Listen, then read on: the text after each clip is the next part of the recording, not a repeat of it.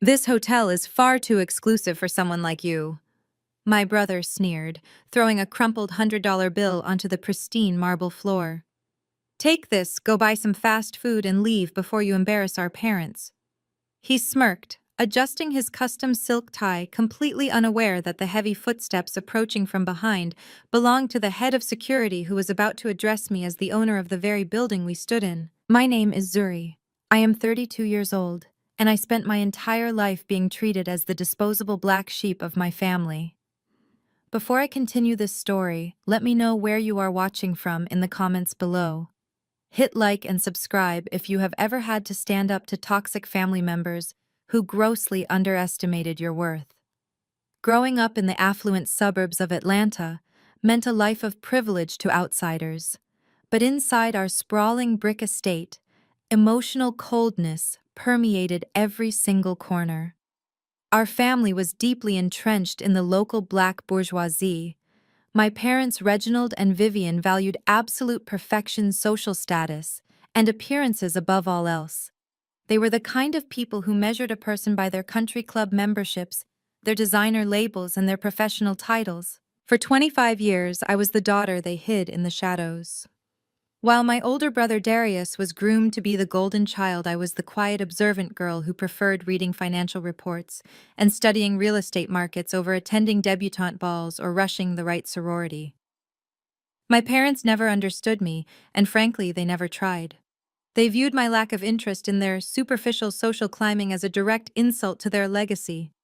7 years ago, they finally pushed me out, completely disowning me over a fabricated financial scandal that Darius had orchestrated to cover his own tracks. I left with nothing but a suitcase and a shattered heart. But tonight, I was returning. Not as the broke runaway failure they assumed I was, but as a ruthless private equity CEO who had just finalized a quiet multi-million-dollar acquisition of the exact luxury hotel where they were currently celebrating. I pulled my car up to the grand entrance of the Grand Monarch Hotel. The air smelled of fresh lilies and expensive amber polish. Towering crystal chandeliers cast a warm golden glow over the imported Italian marble floors. Tonight was my parents' 40th wedding anniversary, their highly anticipated ruby anniversary. I knew the entire VIP banquet hall had been booked for a lavish celebration filled with Atlanta elite local politicians and wealthy socialites. I stepped out of my vehicle wearing a bespoke, understated black silk gown that carried no visible logos but possessed a cut and fabric that commanded absolute respect. I took a deep, steadying breath, preparing myself for the inevitable storm. I had barely taken 10 steps past the grand revolving doors into the lobby when a sharp, condescending voice cut through the soft jazz playing in the background. "Well, look what the cat dragged in." I froze, my grip tightening on my clutch.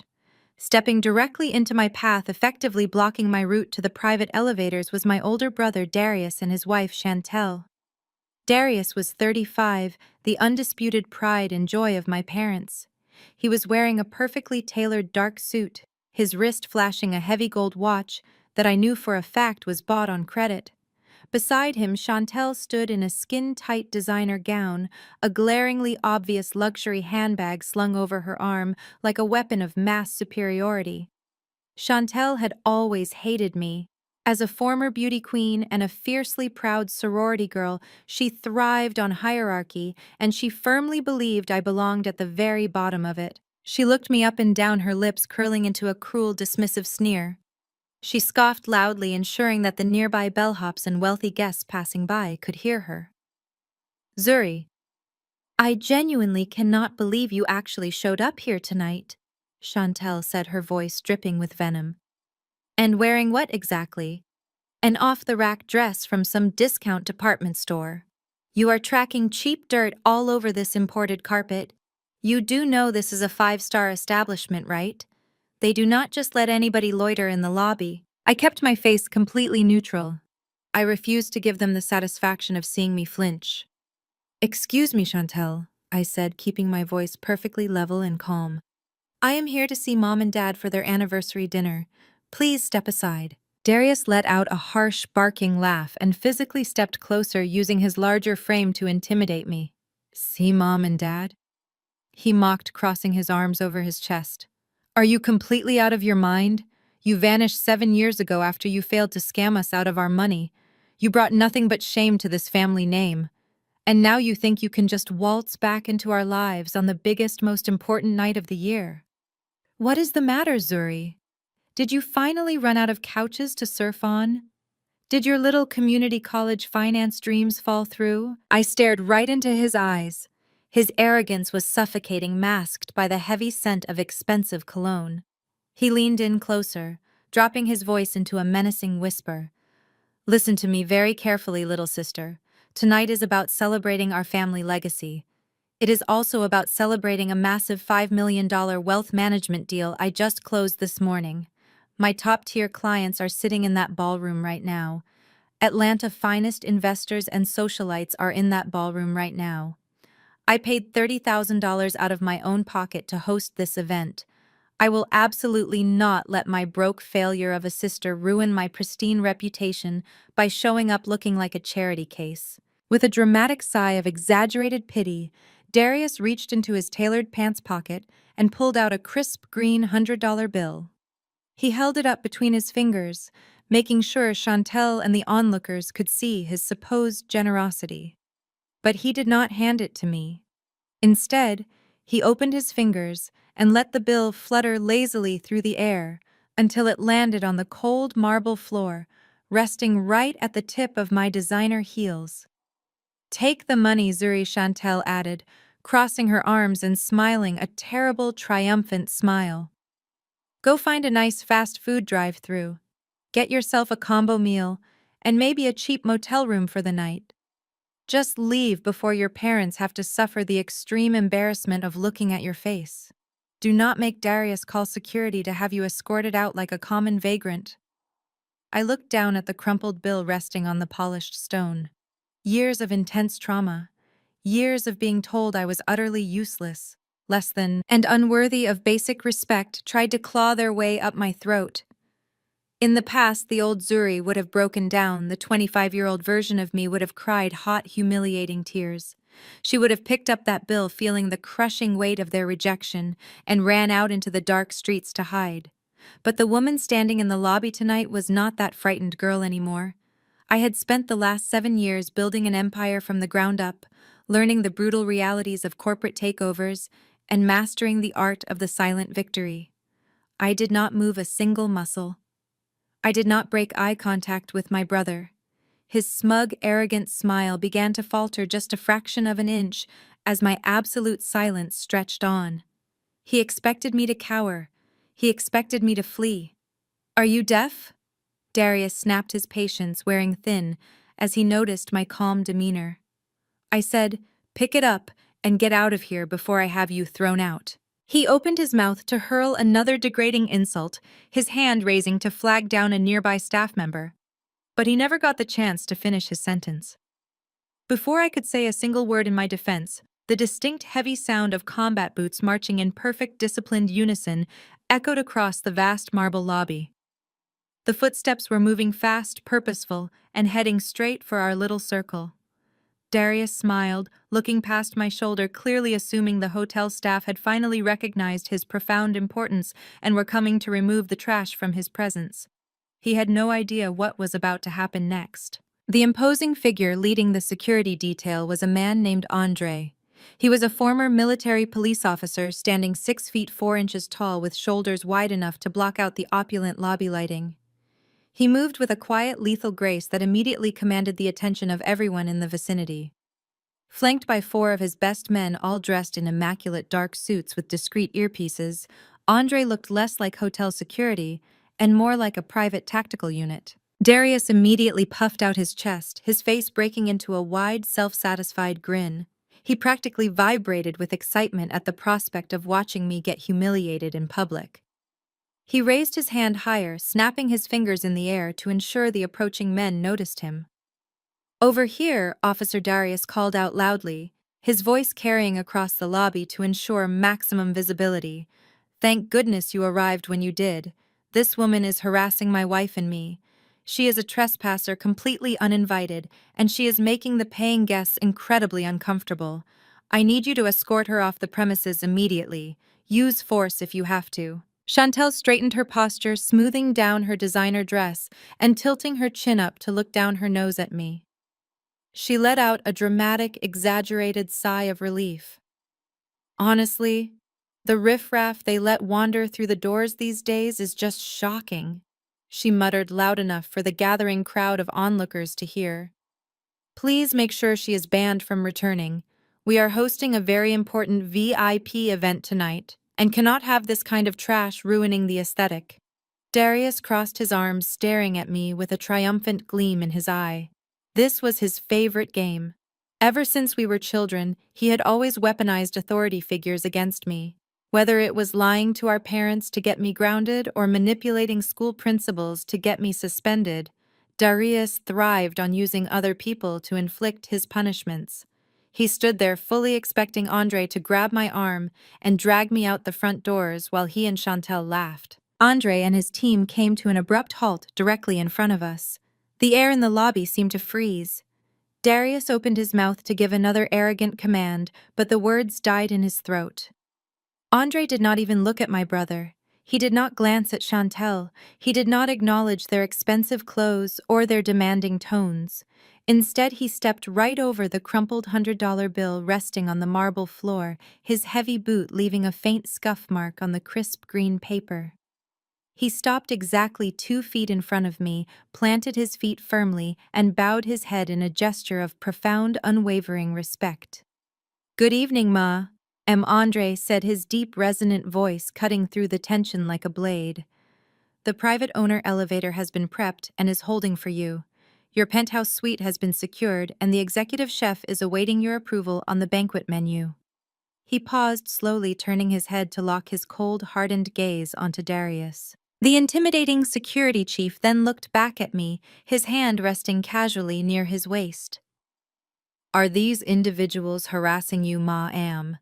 Give the word and I will have them permanently removed from the property and blacklisted from all affiliated locations nationwide." The silence that followed was absolute. It was a thick, suffocating silence that seemed to suck the oxygen right out of the room. I watched the blood drain from Darius' face so fast I thought he might actually pass out. His jaw dropped, his eyes darting frantically between me, Andre, and the 4 security guards who had instinctively formed a protective semicircle around me. The smug, victorious grin was completely wiped from his features, replaced by a look of sheer, unadulterated terror. Chantel physically stumbled backward, her designer heel catching on the carpet. She let out a pathetic, high-pitched gasp, clutching her luxury handbag against her chest, as if it could somehow protect her from the reality of what was happening. Her meticulously applied makeup could not hide the pale, sickly color her skin had just turned. "Excuse me," Darius finally managed to stammer, his voice cracking horribly. His arrogant demeanor was crumbling to dust right before my eyes. Wait. There has to be some kind of massive mistake here. You work for this hotel. I am Darius. I am a wealth manager. I spent $30,000 to book the main banquet hall tonight. You are supposed to throw her out. She is a nobody. She does not even have a reservation." Andre slowly turned his massive frame to face my brother. The look of pure disgust on the security chief's face was beautiful to witness. "I do not care if you spent $1 million, sir," Andre growled, taking one single menacing step toward Darius. "You do not speak to her in that tone, and you certainly do not issue orders to my staff. Now, I will ask you one last time to step away from her before I consider you a physical threat." Darius threw his hands up in defense, taking 3 rapid steps backward, nearly knocking Chantel over in his haste to retreat. He was shaking. The man who had just thrown money at my feet was now trembling under the icy glare of my employee. I let the silence stretch for a few more seconds, savoring the absolute destruction of their egos. I looked at the $100 bill still lying on the floor, then looked up into my brother's terrified eyes. I did not raise my voice. I did not need to. True power never has to shout. "Stand down, Andre," I said softly, my voice perfectly calm and measured.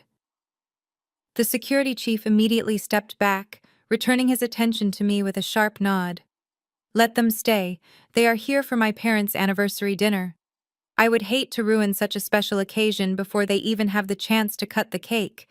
Besides, I want them to proceed to the banquet hall. I plan on observing the festivities personally. Let them enjoy the illusion of their importance for just a little while longer. Understood completely, Andre replied, gesturing toward the back of the lobby. Right this way. I adjusted my clutch and began to walk.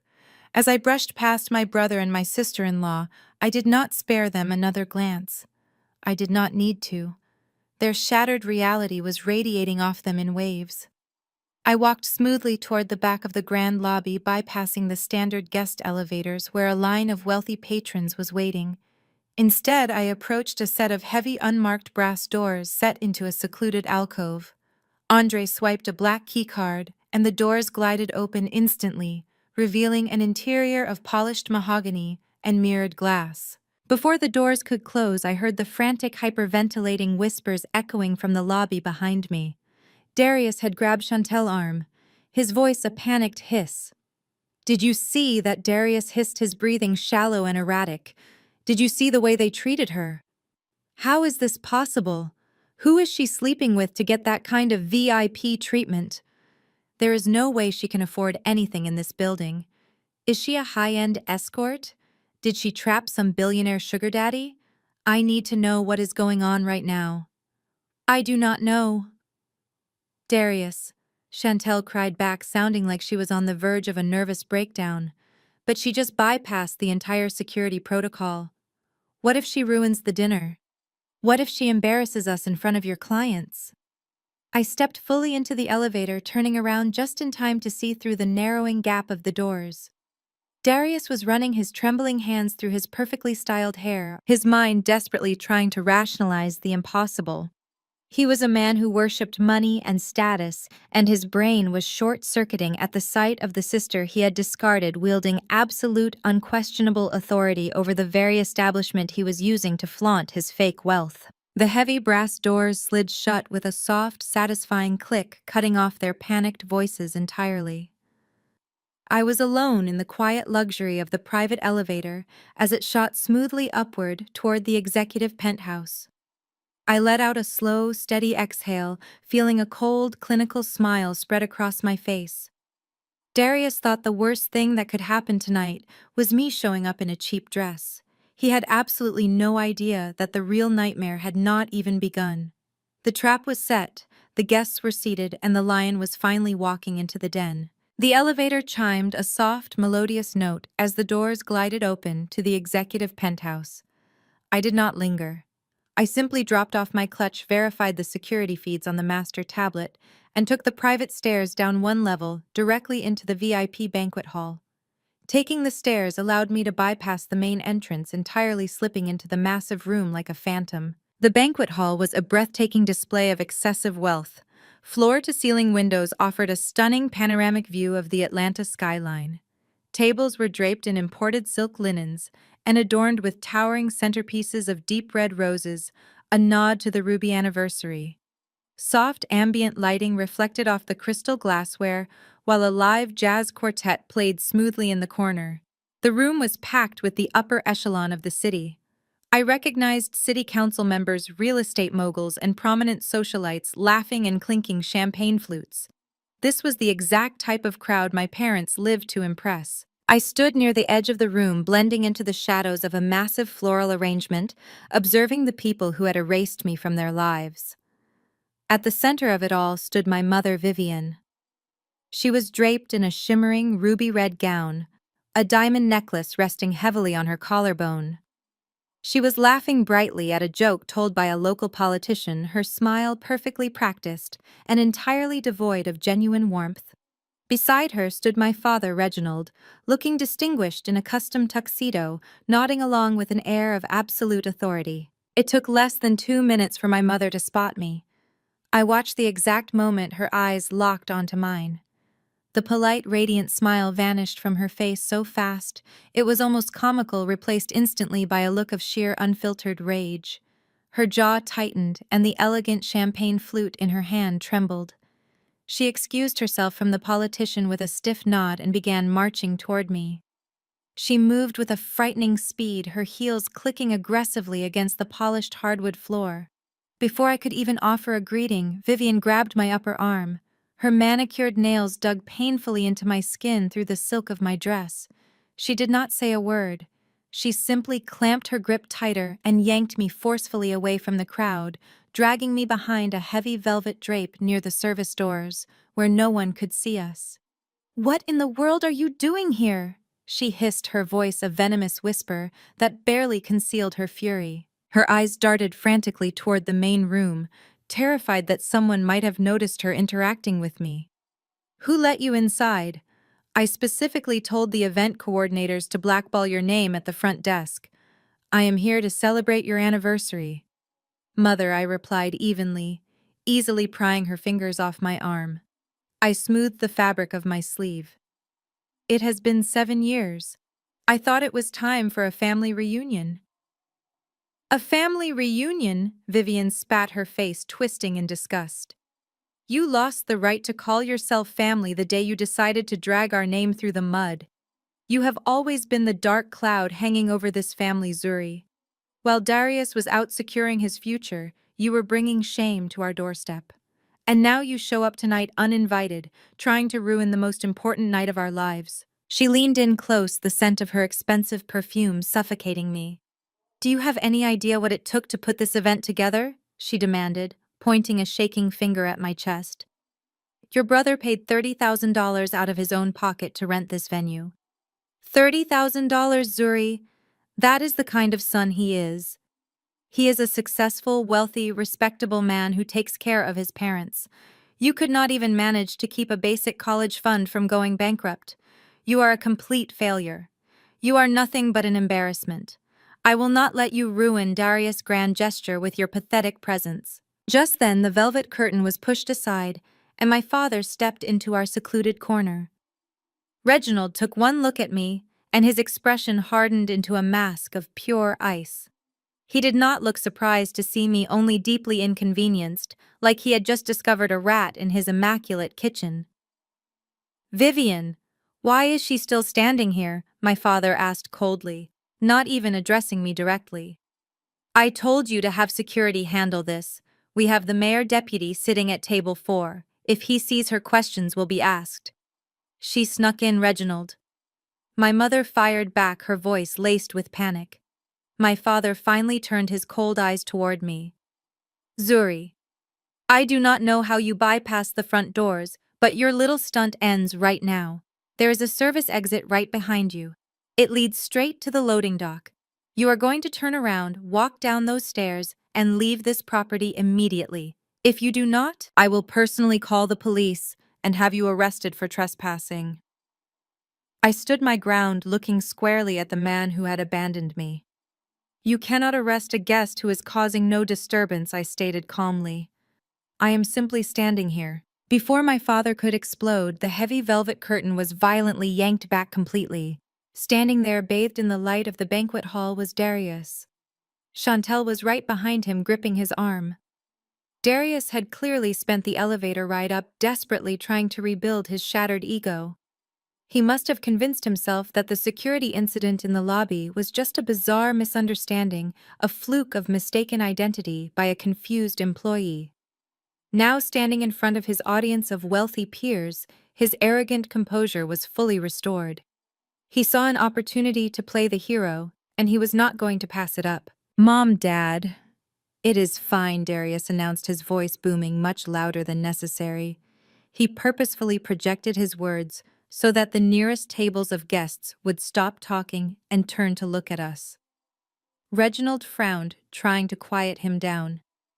"Darius, keep your voice down. We are handling this." "No, let it be known." Darius continued, stepping fully into the room and gesturing grandly toward me. Several guests were now openly staring, their conversations halting as the family drama unfolded. "Let everyone see the prodigal daughter returning. Look at her mom. Look at how desperate she is. She probably has not eaten a decent meal in weeks. She heard about my success, heard about the wealth management firm, and came crawling back hoping for a handout. Darius smiled broadly, playing to the crowd. He placed a hand over his heart, looking like a martyr. But I am not a cruel man. I am a man of God, a man of charity. It is my parents' anniversary, a night of abundance and blessings. I will not turn my own flesh and blood away to starve in the streets. Let my poor sister stay. I am charitable enough to feed her. She can sit at the overflow table near the kitchen doors. Give her a plate of food so she can finally see what real success looks like. Murmurs of approval rippled through the nearby guests. I heard whispers praising Darius for his immense grace and Christian charity. Chantel dabbed at her dry eyes with a napkin, acting deeply moved by her husband's incredible generosity. Vivian and Reginald looked relieved that Darius had spun the situation into a PR victory for their golden child. "Thank you, Darius," I said, my voice cutting cleanly through the self-congratulatory chatter. "Your generosity is truly overwhelming. I would love to stay." I did not walk to the overflow table by the kitchen. Instead, I walked directly toward the front of the room past the stunned faces of my parents and took a seat at the only empty chair at the main head table. The sheer audacity of my action left Darius temporarily mute. I smoothed my napkin over my lap and offered a polite smile to the city councilman seated across from me. Darius' face flashed with hot anger, but he could not cause a scene now. He had just publicly declared his charity. He gritted his teeth, grabbed Chantel by the hand, and marched over to the head table, taking his seat at the center. Vivian and Reginald quickly followed, plastering on fake smiles for the guests, while shooting daggers at me across the floral arrangements. The tension at the table was so thick you could cut it with a steak knife. Darius puffed out his chest, leaning over to the councilman to loudly discuss his supposedly brilliant investment strategies, deliberately trying to ignore my presence. He bragged about his tailored suit, his luxury cars, and the massive bill he was footing for tonight's event. He wanted everyone to know that he was the undisputed king of this castle.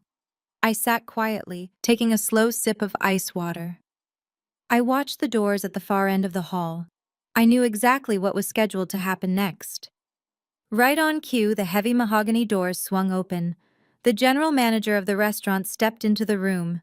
His face was visibly pale, and he was sweating lightly across his forehead. He looked extremely uncomfortable, clutching a black leather folio tightly to his chest.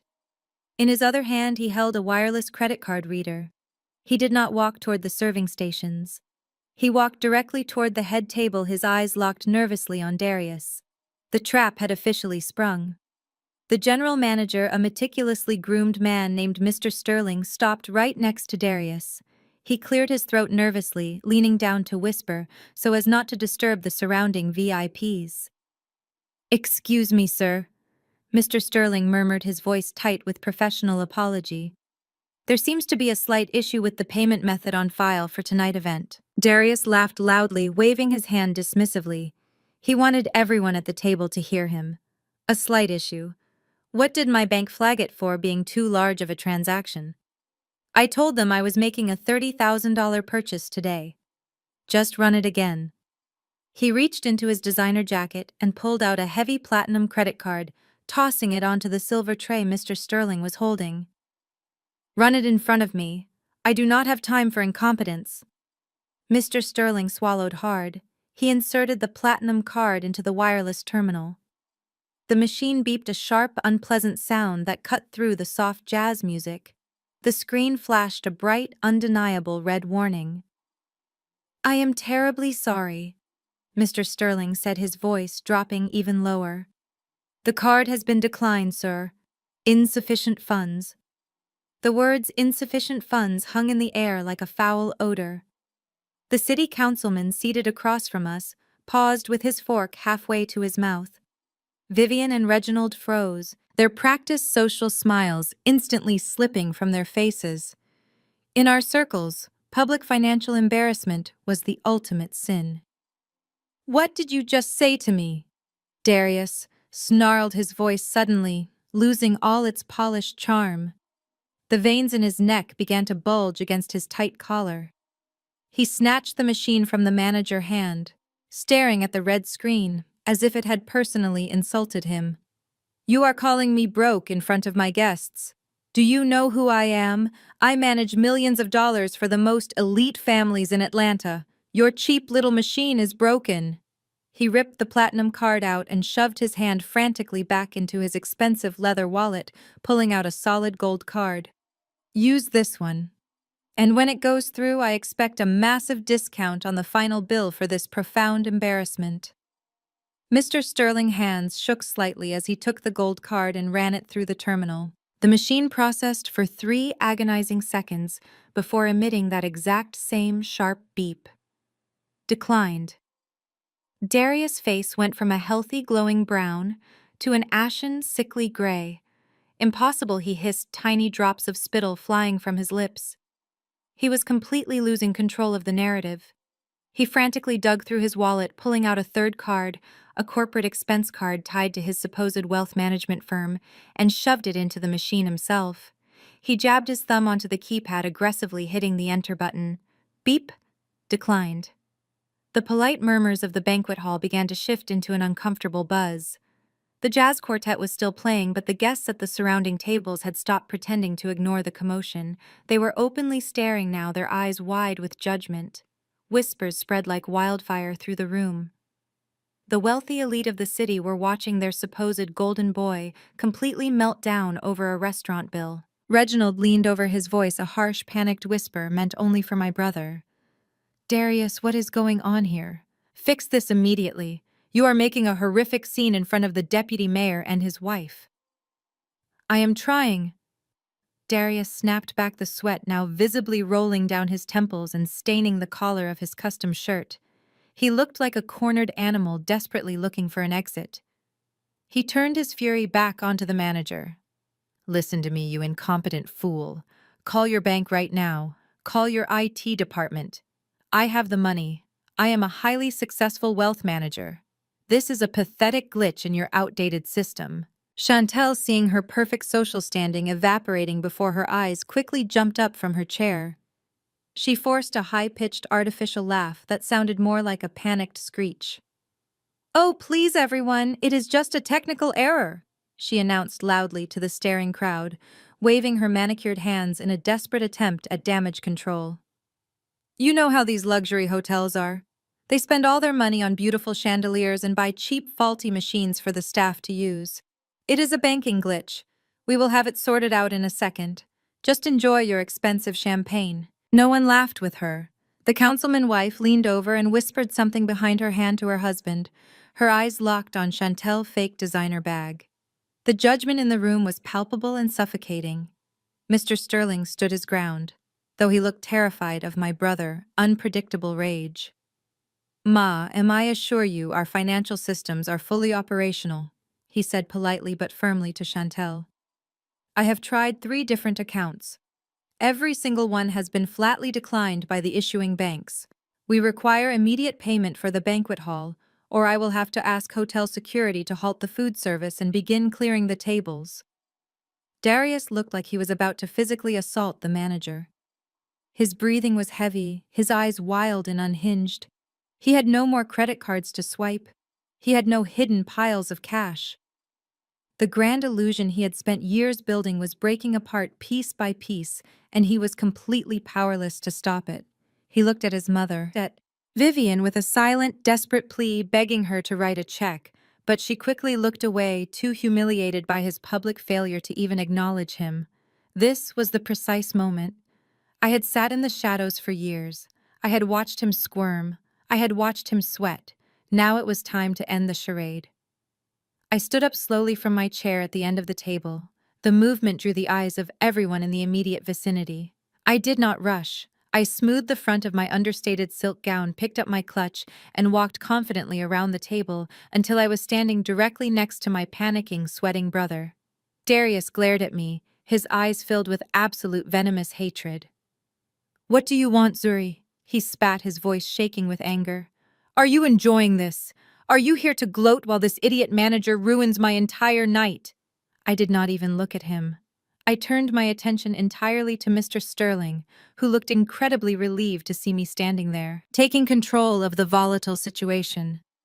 I reached into my clutch and pulled out a solid metal matte black credit card. It caught the warm light of the chandelier's heavy cold and undeniable. Mr. Sterling. I said, my voice calm, authoritative, and projecting clearly enough for the surrounding tables to hear every single word. It seems my brother has encountered some unexpected financial turbulence this evening. We certainly cannot let my parents' ruby anniversary be ruined by something as trivial as an unpaid catering bill. I held the black card out toward the manager. I will cover my brother tab in full. Go ahead and run it, and please ensure you apply my owner discount to the final amount. Darius let out a harsh, mocking laugh, though it sounded incredibly weak and breathless.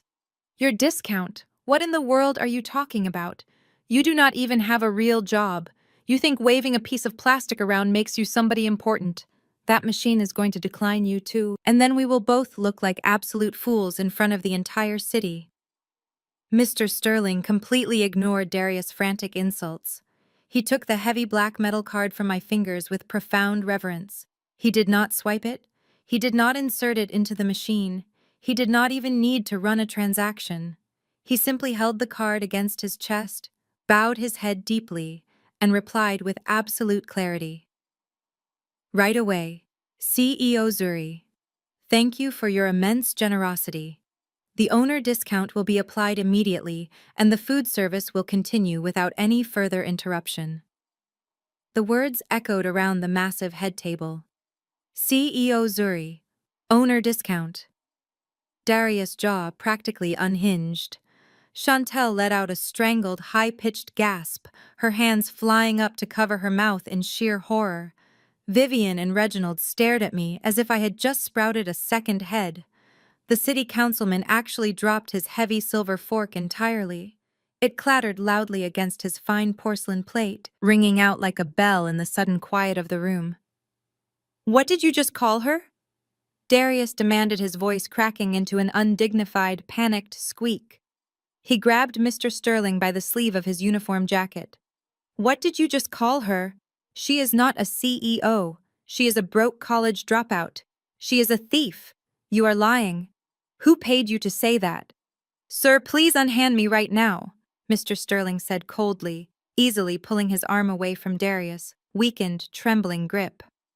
Miss Zuri is the founder and chief executive officer of Apex Equity. Her private investment firm successfully completed the absolute acquisition of the Grand Monarch Hotel Group last week. She owns this entire building. She owns the luxury restaurant you are currently sitting in, and she just paid the $30,000 bill that you clearly could not afford. The silence that fell over the banquet hall was deafening. It was as if someone had sucked all the oxygen straight out of the room. The jazz quartet had awkwardly stopped playing their instruments mid-song.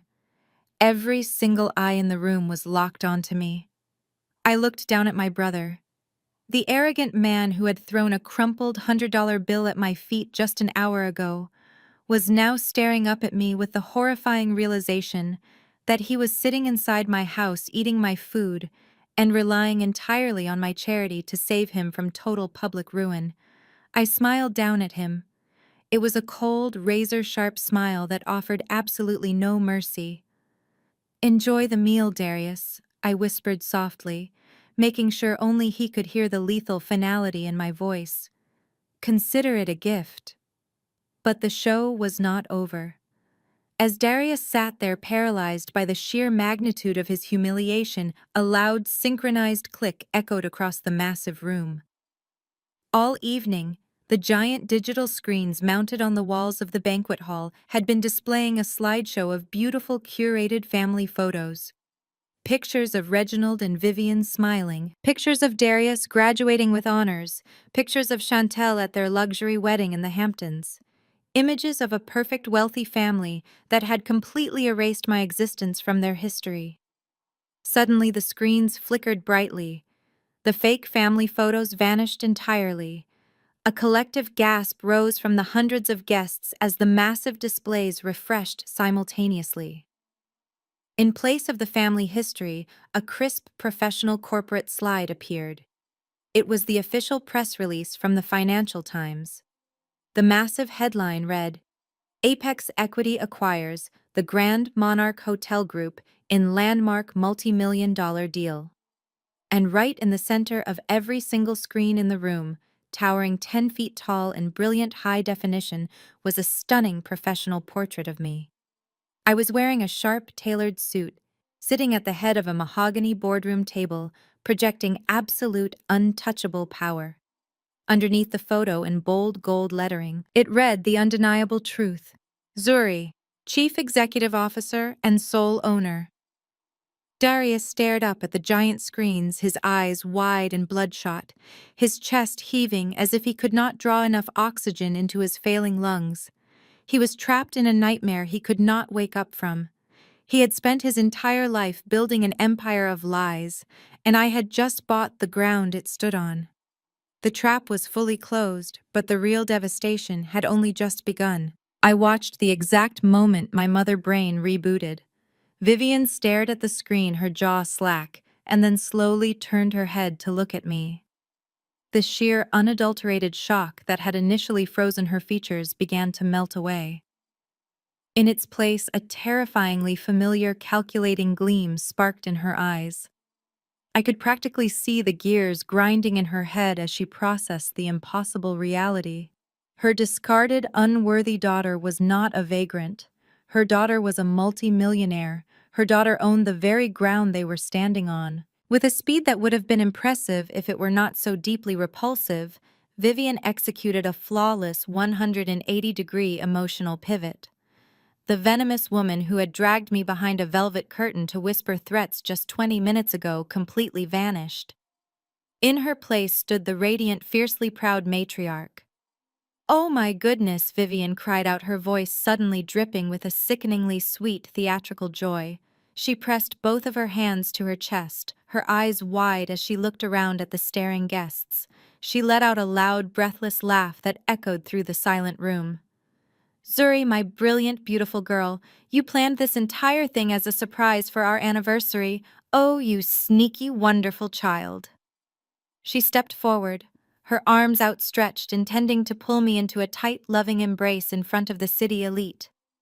She wanted to instantly brand my success as her own. She wanted everyone in that room to believe my wealth was a direct result of her excellent parenting.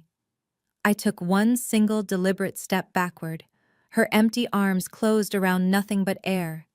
Vivian faltered for a fraction of a second, a flash of pure irritation crossing her eyes, but she quickly recovered, plastering that fake radiant smile right back onto her face. She clasped her hands together, turning to the crowd. "Did you all see this? My daughter, the CEO. We always knew she was destined for absolute greatness. We pushed her hard, yes, but look at the diamond we created." Reginald, catching on to his wife's desperate strategy, quickly stood up and cleared his throat. He smoothed the lapels of his custom tuxedo, instantly adopting the posture of a proud, authoritative patriarch. "We are incredibly blessed," Reginald announced, his deep voice projecting across the tables. "We always believed in keeping our family business private, allowing our children to build their empires in silence. I am profoundly proud of you, Zuri. You have secured our family legacy." I stared at them, my face a mask of cold stone. The absolute audacity of their delusion was breathtaking. They were actually trying to claim ownership of the empire I built from the ashes of their rejection. Vivian turned back to me, her voice lowering into a conspiratorial, businesslike tone, though still loud enough for the immediate tables to hear. "Now, darling, this is a massive operation. A hotel group of this size is a tremendous responsibility for a young woman to handle all on her own. We need to restructure immediately to protect the family assets." I tilted my head, studying her like an interesting biological specimen.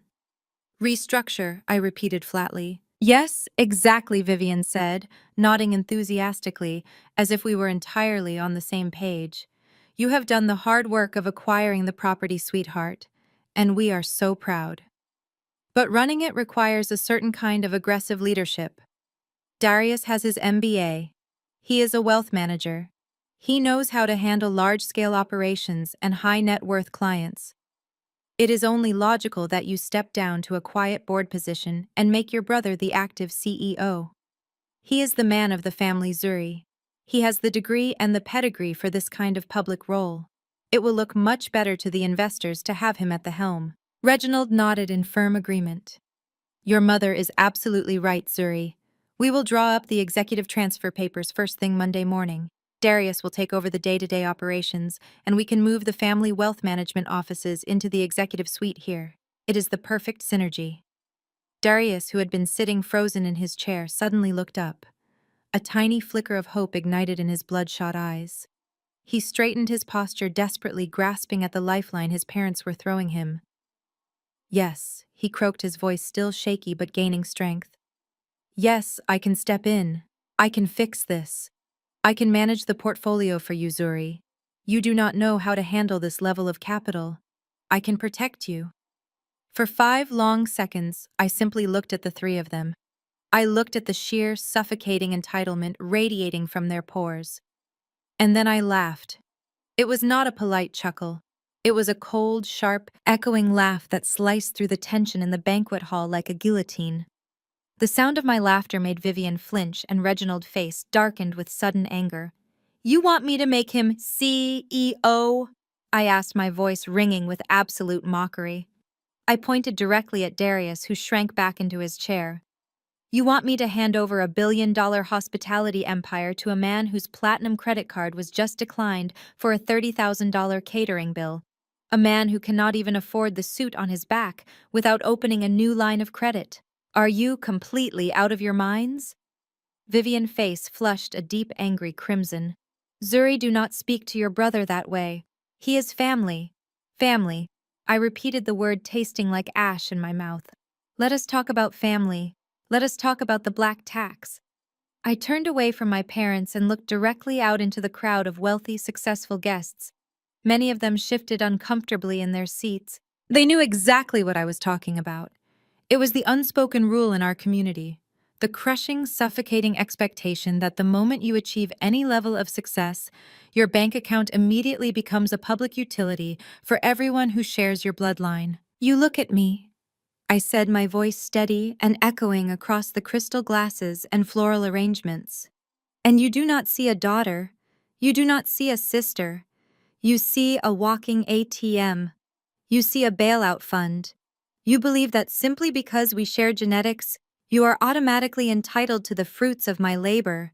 You spent my entire life telling me I was worthless. You threw me out into the street 7 years ago with absolutely nothing, labeling me a failure because I refused to play your shallow social games. Reginald slammed his hand down on the table. That is enough, Zuri. You will not disrespect us in public. I turned on him, my eyes blazing with a fire that made him physically recoil. You demand respect when you offer none. I shot back, my voice rising with undeniable authority. You sat there in the lobby while your golden boy threw a $100 bill at my feet and told me to go eat garbage. You pulled me behind a curtain and threatened to have me arrested for breathing the same air as your precious guests. And now the second you realize I own the building, you want to hand my company over to the exact same man who just tried to throw me out. You do not love me. You love my assets. Vivian dropped the sweet mother act entirely. Her face contorted into a mask of pure ugly desperation. We gave you life, she shrieked, her voice echoing shrilly. We put a roof over your head. You owe us. You owe this family. Darius needs this position. His clients are watching. You will not humiliate us like this. I do not owe you a single dime, I stated with absolute icy finality. My wealth is mine. My company is mine. I built it while you were busy parading him around like a trophy. I am not paying your black tax. I am not funding your luxury cars. I am not subsidizing your country club memberships. And I am certainly not giving a job to a man who is fundamentally incapable of managing his own checking account. The answer is no. Not today. Not ever. The absolute rejection hung in the air, heavy and undeniable. I had stripped away their power, their pride, and their illusions of control, all in one swift motion. Reginald sank back into his chair, looking suddenly very old and very tired.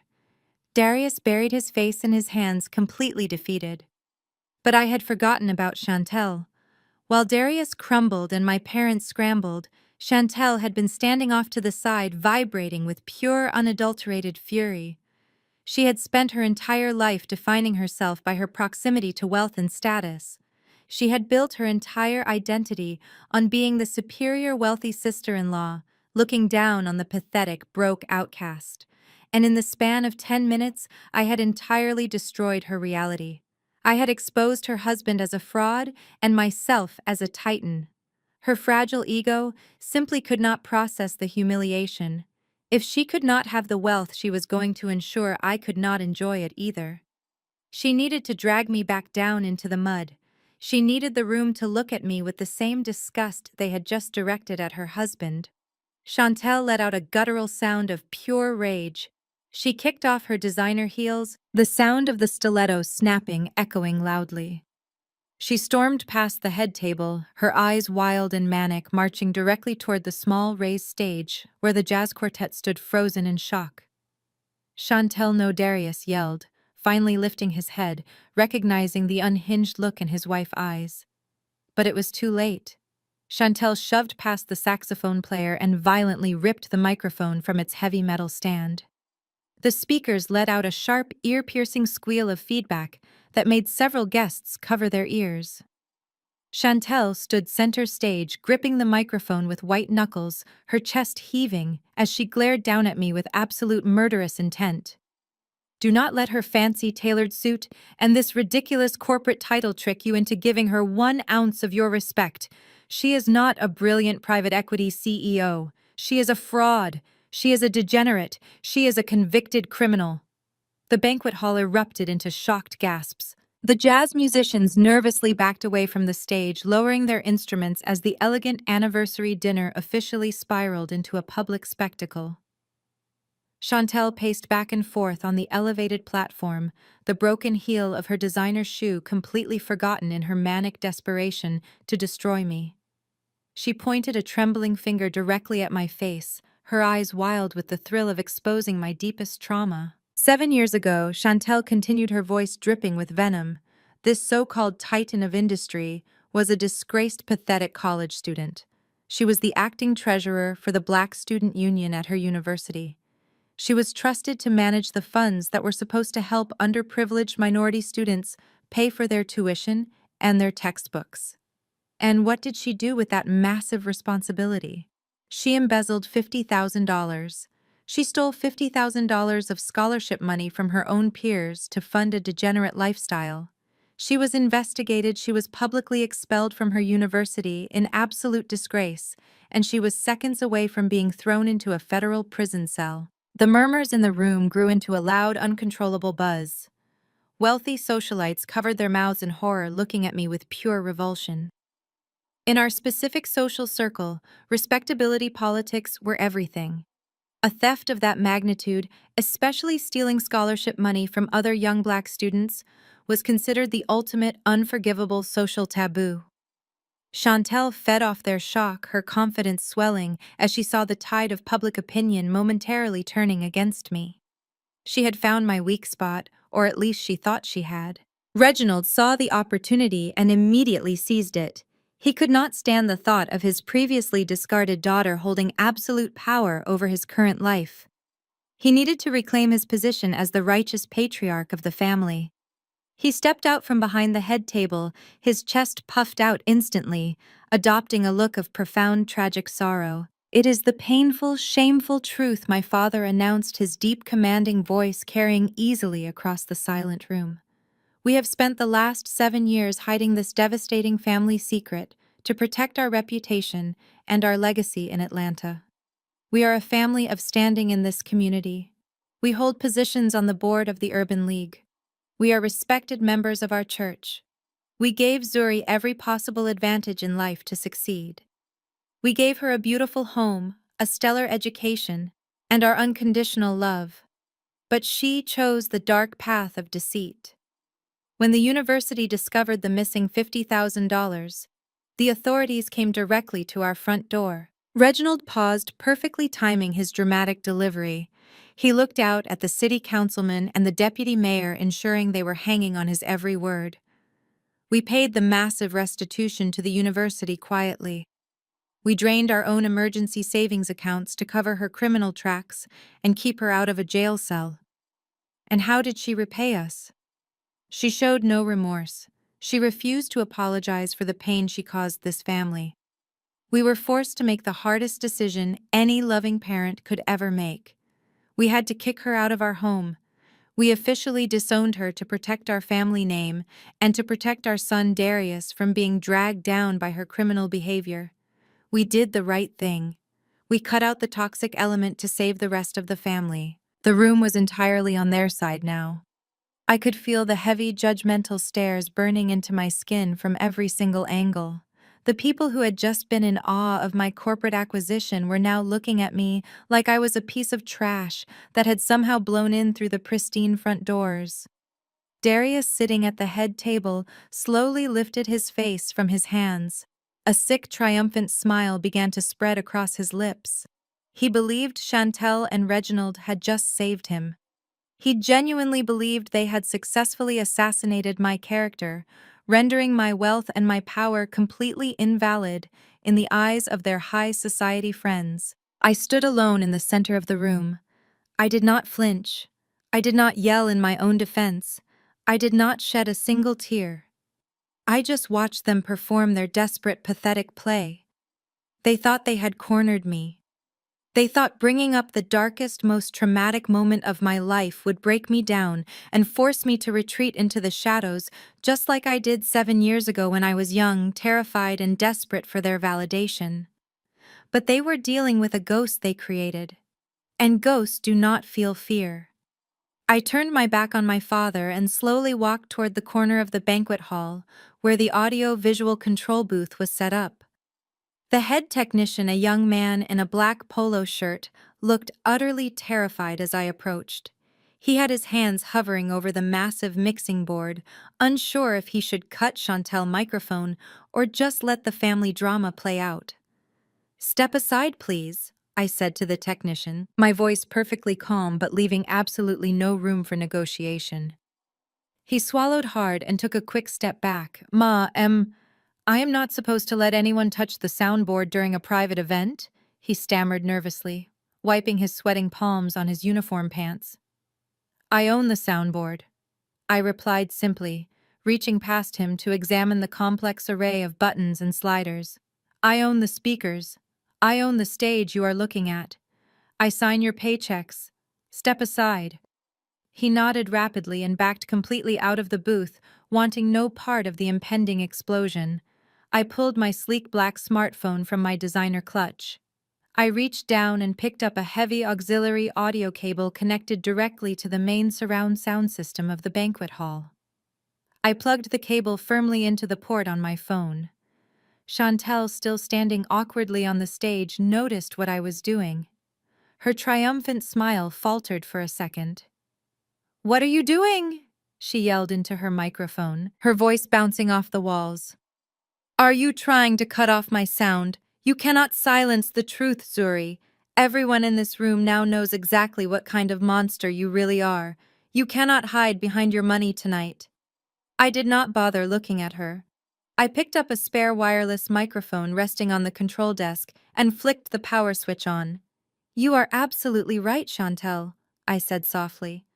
My voice boomed through the massive overhead speakers, instantly drowning her out with crystal-clear precision. "The truth absolutely cannot be silenced, and we are going to lay the entire truth bare tonight in front of all these wonderful witnesses." I tapped the screen of my phone, opening my highly encrypted audio files. I scrolled past business recordings, board meeting minutes, and legal briefings, until I reached a secure folder locked behind a biometric scan. I pressed my thumb to the screen. The folder opened immediately, revealing a single, isolated audio file. I looked up from my phone and locked eyes with my brother Darius across the expansive room. His smug smile had completely vanished. He was staring at the auxiliary cord connecting my phone to the sound system, and a look of deep, primal dread began to wash over his features. He did not know exactly what I was about to play, but his guilty conscience was already suffocating him. He began to hyperventilate, his chest rising and falling rapidly under his custom suit jacket. 7 years ago, I spoke into the microphone, my voice echoing with a chilling clinical detachment. 7 years ago, $50,000 disappeared from the Black Student Union Fund. That part of your story is entirely correct, Father.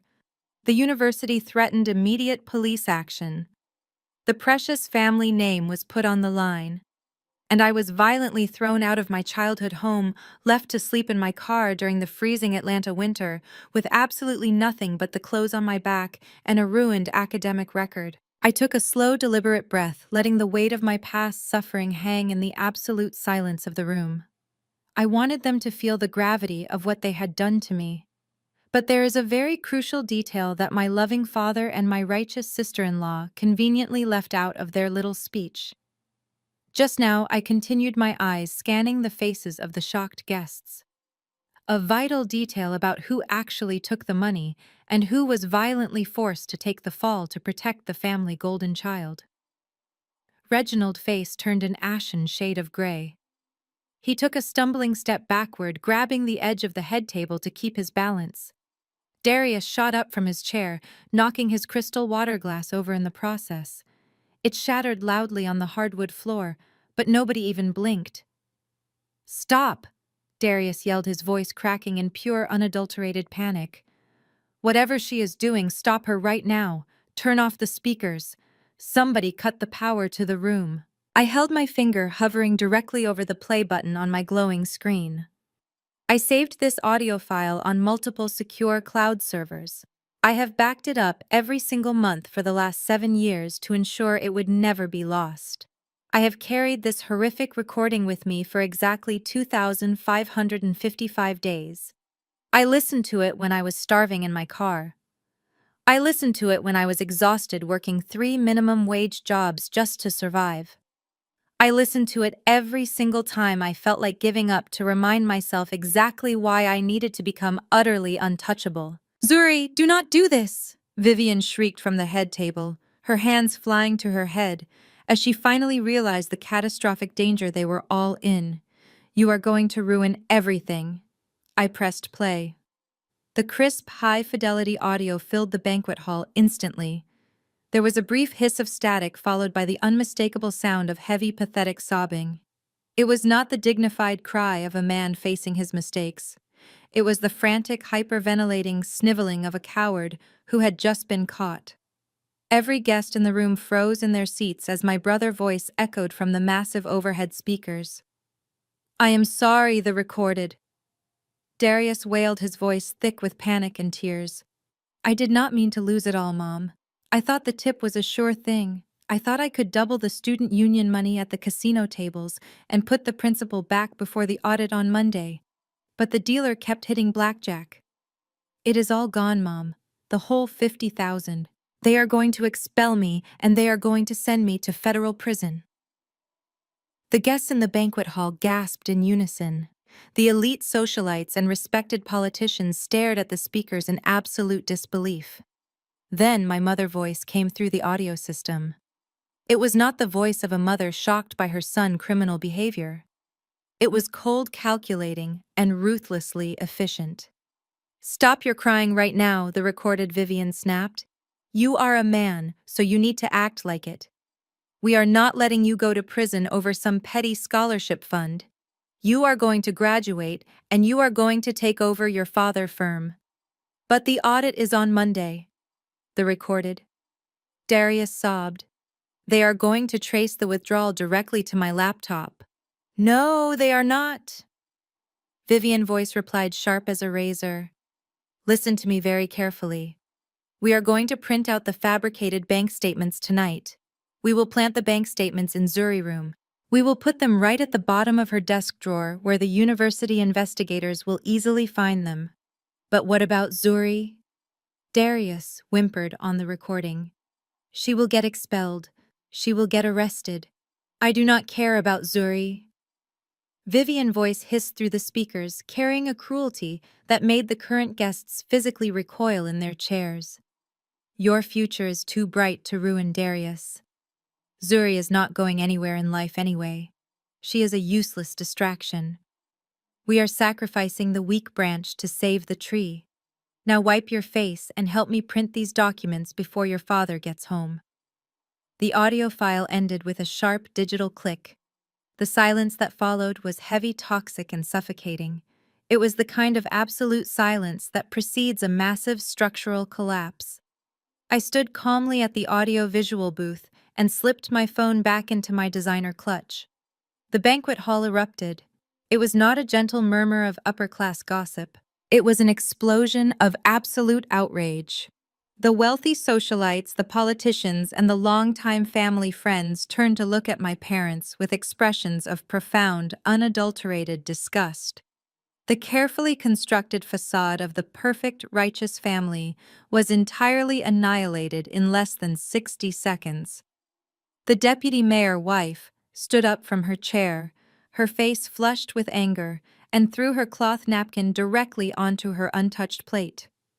"This is absolutely repulsive," she declared, her voice carrying clearly across the surrounding tables. "You framed your own daughter. You destroyed an innocent young woman's life to protect a degenerate thief." Others began to chime in immediately. The city councilman shook his head, looking at Reginald with pure contempt. "You sat on the board of the Urban League with me, Reginald. You preached to the community about integrity and family values. And all this time you were hiding a criminal and throwing your own flesh and blood to the wolves to rot." Reginald stumbled backward, his face drained of all color. He raised his hands defensively, desperately trying to calm the angry crowd, but he had no words. His pristine reputation was completely exposed and shattered. Vivian, however, went into a state of blind, frantic denial. She simply could not accept that her entire social standing was evaporating before her very eyes. She let out a panicked shriek and began sprinting toward the audio-visual booth. She was entirely convinced that if she could just destroy the sound equipment, she could somehow erase the memories of what everyone had just heard. "Turn it off!" Vivian screamed, her arms flailing wildly as she ran clumsily in her high heels. "It is a fake. It is a fabricated recording. She paid someone to make that up to ruin us." She never made it to the booth. In her blind panic, she did not see the heavy brass base of the towering floral centerpiece standing near the edge of the dance floor. Her designer heel caught hard against the solid metal footing. Vivian pitched forward violently. She threw her hands out to catch herself, but she crashed heavily onto the polished hardwood floor, taking the massive floral arrangement down with her. Crystal vases shattered loudly. Dozens of deep red roses and gallons of freezing ice water rained down over her expensive ruby anniversary gown. It was a pathetic and humiliating spectacle. The grand matriarch of the family, the woman who demanded absolute perfection and elegance at all times, was now sprawled on the floor in a puddle of water and broken glass, surrounded by the furious glares of the people she so desperately wanted to impress. Reginald did not even rush to help his wife up. He simply stood frozen at the head table, paralyzed by the monumental weight of his own public shame. Chantel had backed far away from the microphone on the stage. Her vicious smear campaign had completely backfired in the worst possible way. She realized that by bringing up the past, she had handed me the exact weapon I needed to destroy them all. She dropped the microphone, the loud thud echoing through the room, and retreated rapidly into the shadows near the kitchen doors. She was desperately trying to distance herself from the radioactive fallout of her husband's revealed crimes. But Darius did not run. As the stark reality of his exposure set in, something inside my brother completely snapped.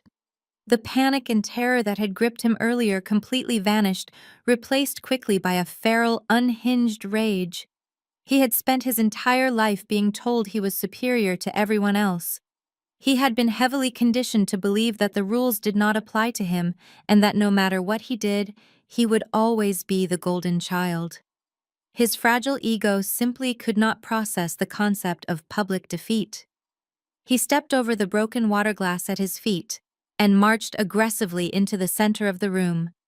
He completely ignored our mother crying on the wet floor. He ignored the disgusted stares of his former friends and investors. He locked his bloodshot eyes entirely on me. "So what?" Darius bellowed, his voice raw and echoing with pure madness. "So what if I took the money? So what if you got kicked out of school? Look at you standing here today. You survived, did you not? He beat his fist hard against his chest, his tailored suit jacket pulling tight across his broad shoulders. I am the sun. I am the heir. I was the one with the actual potential to carry this family name into the stratosphere. A measly $50,000 was just the cost of doing business. It was a minor setback on my inevitable way to greatness. You think playing a tape from 7 years ago changes anything about who we are today? He pointed a violently shaking finger at me, a wild, arrogant grin spreading across his sweating face. You think owning one hotel makes you better than me? You think you have won because you embarrassed us at a dinner party. You are absolutely nothing compared to the financial empire I have built. The guests watched in horrified silence as Darius launched his ultimate defense. He was doubling down on his delusion with everything he had left. I am a top-tier wealth manager, Darius screamed to the room, desperately trying to reclaim his lost authority. I manage a $5 million private portfolio. I control the financial destinies of the most powerful people in Atlanta. I manage our parents' entire retirement fund. I have access to capital that you cannot even begin to comprehend, Zuri. I drive a luxury Porsche. I live in an exclusive gated community. My clients trust me with their lives. I am the financial backbone of this entire family. He took another aggressive step toward me, his chest heaving as he tried to intimidate me physically. You caught me in a mistake I made when I was just a kid. But I grew up, and I became a titan. You are just a lucky amateur who probably leveraged yourself up to your eyeballs in dirty debt just to buy this building. Tomorrow morning, I will make one phone call to my investors, and I will buy this hotel right out from under you. I will buy your entire private equity firm, and I will liquidate it just for fun. I watched him rant and rave in the center of the room, letting him dig his grave as deep as he possibly could. He was frantically clinging to his fake wealth like a life raft in a violent hurricane. He truly believed his fabricated status as a financial genius would somehow shield him from the consequences of his past actions. I slowly walked away from the audio-visual booth and moved toward the center of the room to meet him. I did not raise my voice. I did not match his feral, unhinged energy. I simply reached into my sleek designer briefcase that was resting on a nearby empty table. Are you quite finished, Darius? I asked calmly. I pulled out a thick stack of heavily bound, meticulously audited financial documents. The paper was crisp, heavy, and undeniable. I held the stack in my hands, feeling the weight of his absolute destruction resting comfortably in my palms. You speak a lot about your wealthy clients, Darius. I said, my voice carrying cleanly across the silent, breathless room. You boldly boast about your massive portfolio. You brag endlessly about managing our parents' retirement fund. So tell me, as a top-tier wealth manager, perhaps you can explain a very interesting discrepancy I found during my firm's recent debt acquisition. Darius glared at me, his chest still heaving, but a new flicker of deep uncertainty flashed in his wide eyes. What are you talking about? He spat defensively. I held the thick stack of financial documents up for him to see clearly. I am talking about your $5 million portfolio, Darius. Or rather, the complete and total lack of it. Darius let out a harsh, breathless laugh that sounded more like a bark of panic. You are completely delusional, he yelled, his face turning a dangerous shade of crimson. That recording you just played was a pathetic fabrication. It is a deep fake. You paid someone to splice together old home videos to make me sound guilty. You are just trying to distract everyone from the fact that you are a total fraud. He puffed his chest out desperately, trying to physically intimidate me from across the room. He adjusted his silk tie with shaking hands, trying to project an air of superiority that had already evaporated.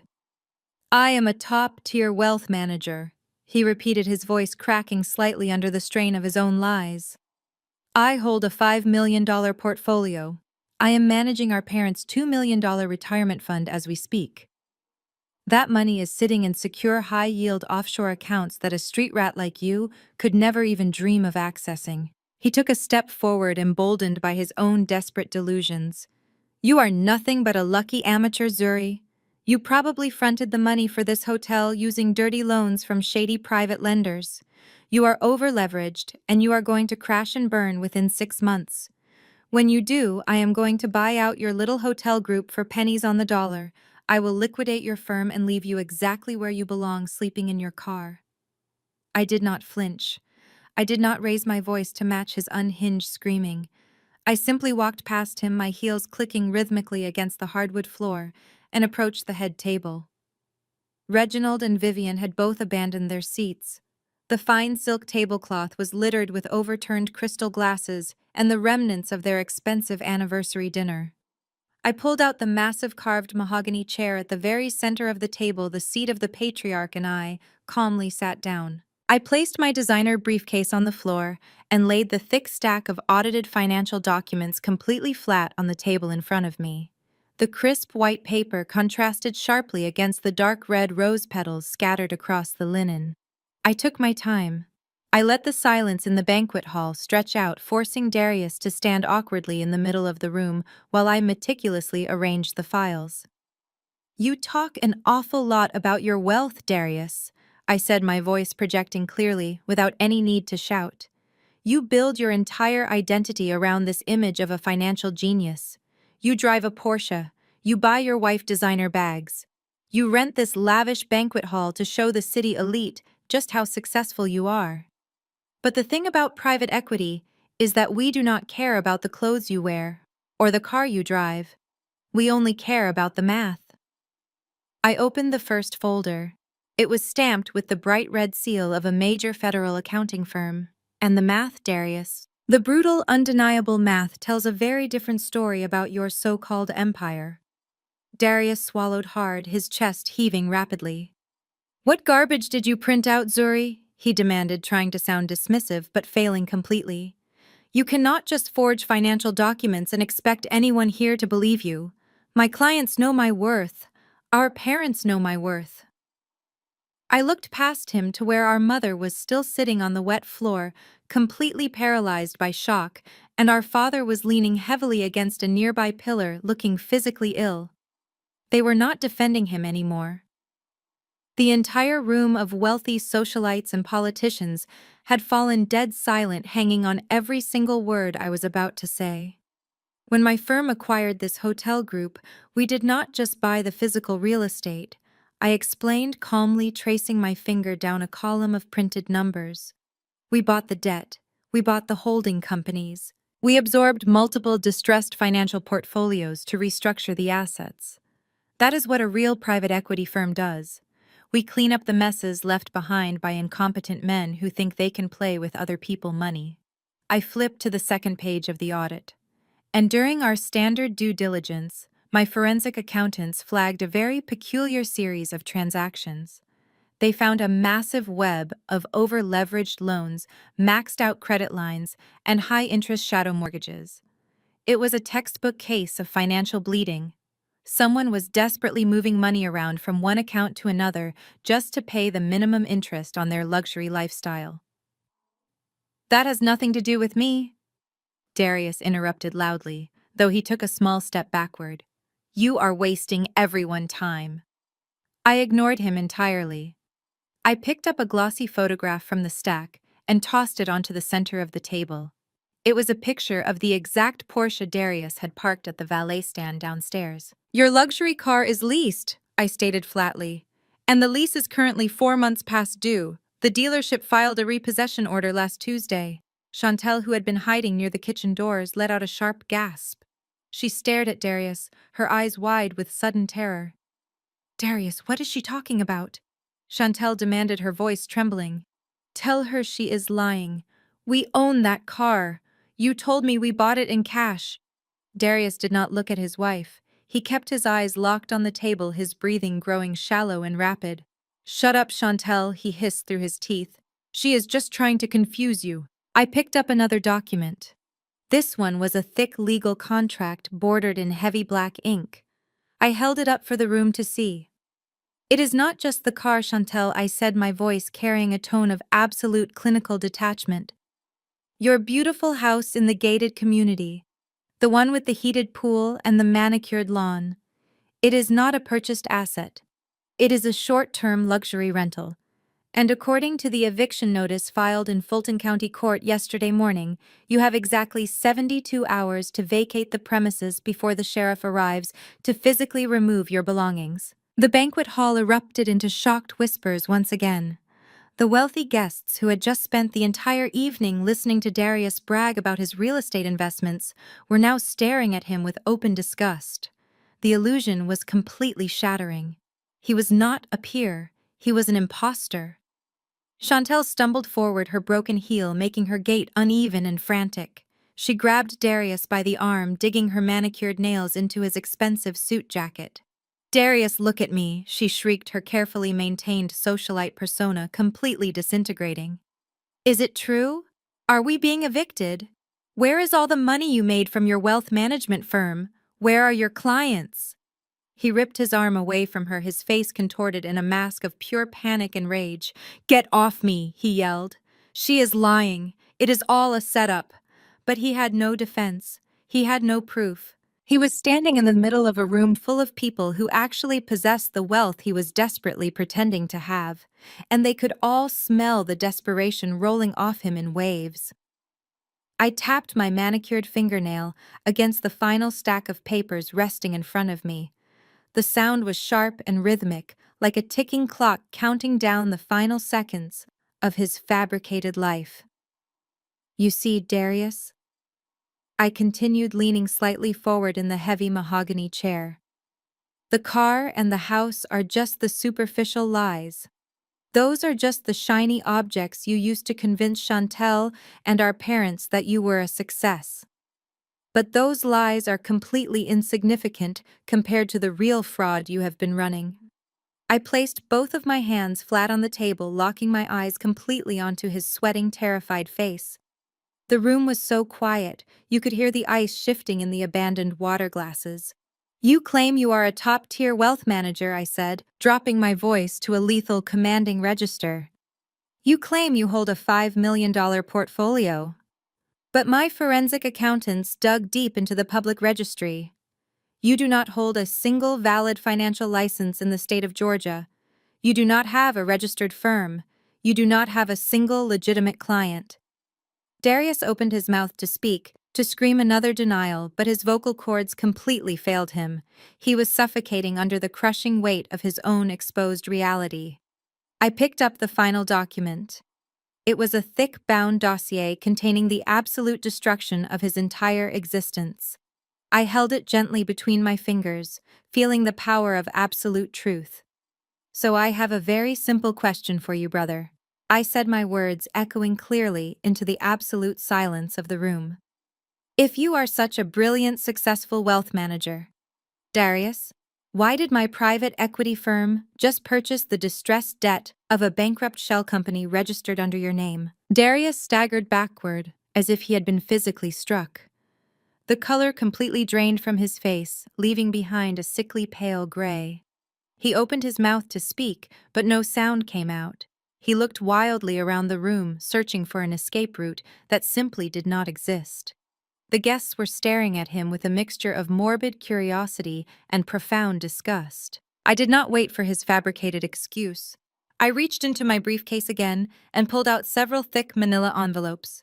I unfastened the clasps and began calmly sliding copies of the executive summary across the polished hardwood of the dance floor toward the nearest tables. The city councilman picked up the packet immediately.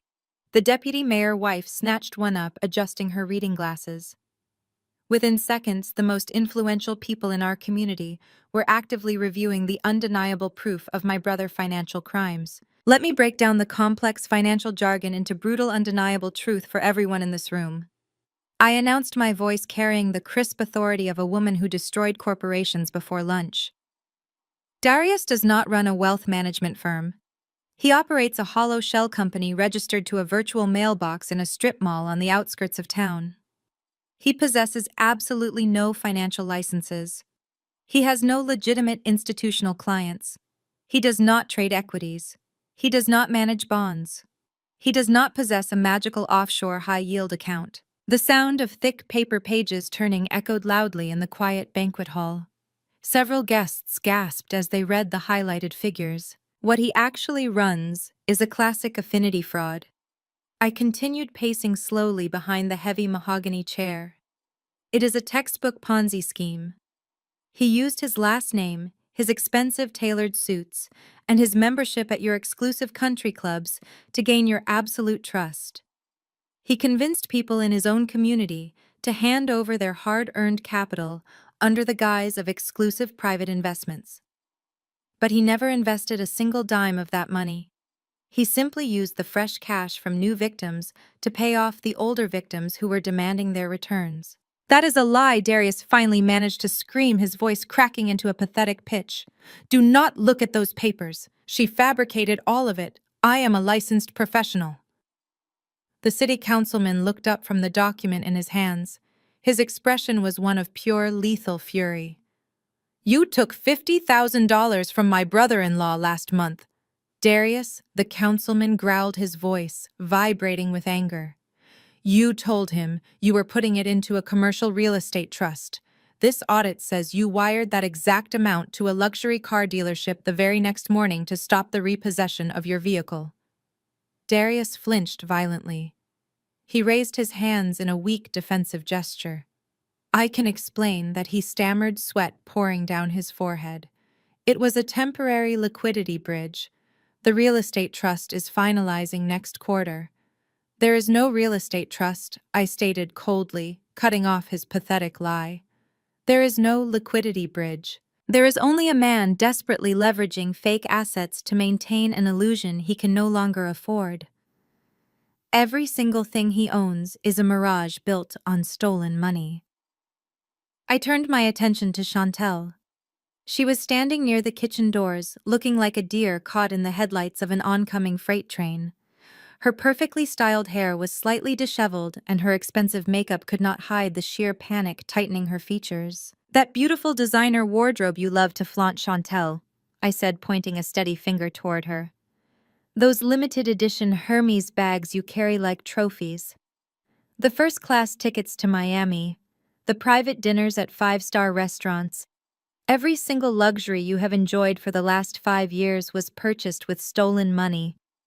Your husband has been robbing his own community blind just to keep you dressed in silk and diamonds. He has been leveraging credit lines under fake corporate entities just to buy your affection and secure his fake status. Chantel let out a strangled cry. She lunged forward on her one good heel and snatched a copy of the audit summary directly from the hands of a terrified socialite sitting at a nearby table. She did not ask for permission. She frantically flipped through the pages, her manicured nails tearing the crisp paper in her haste. She stared at the highlighted bank statements, the eviction notices, the defaulted loan agreements, and the endless lists of angry creditors demanding repayment. Her eyes widened to an almost comical degree. Her chest began to heave with rapid, hyperventilating breaths. The reality of her situation was crashing down on her like a concrete wall. She was not the wealthy, envied wife of a financial genius. She was legally married to a broke, desperate criminal who was moments away from federal indictment. She was about to lose her luxury rental home. She was about to lose her leased car. She was about to lose her entire social standing. She would be an absolute pariah in Atlanta high society. No. Chantel whispered, the document trembling violently in her hands. No, no, no. This cannot be happening. Darius, you told me we were rich. You told me we were clearing millions this year. You told me we were buying a vacation home in Aspen. Darius looked at his wife with a mixture of fear and sudden resentment. Shut up, Chantel, he hissed, stepping toward her. Just keep your mouth shut and let me handle this. I can fix it. I just need a little more time. I have a massive deal closing next week that will cover all the margins.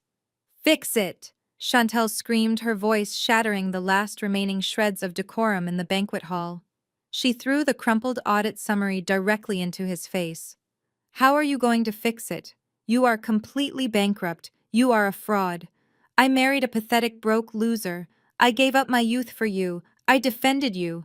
I let you buy me things with stolen money. They are going to come after me. The feds are going to freeze my accounts.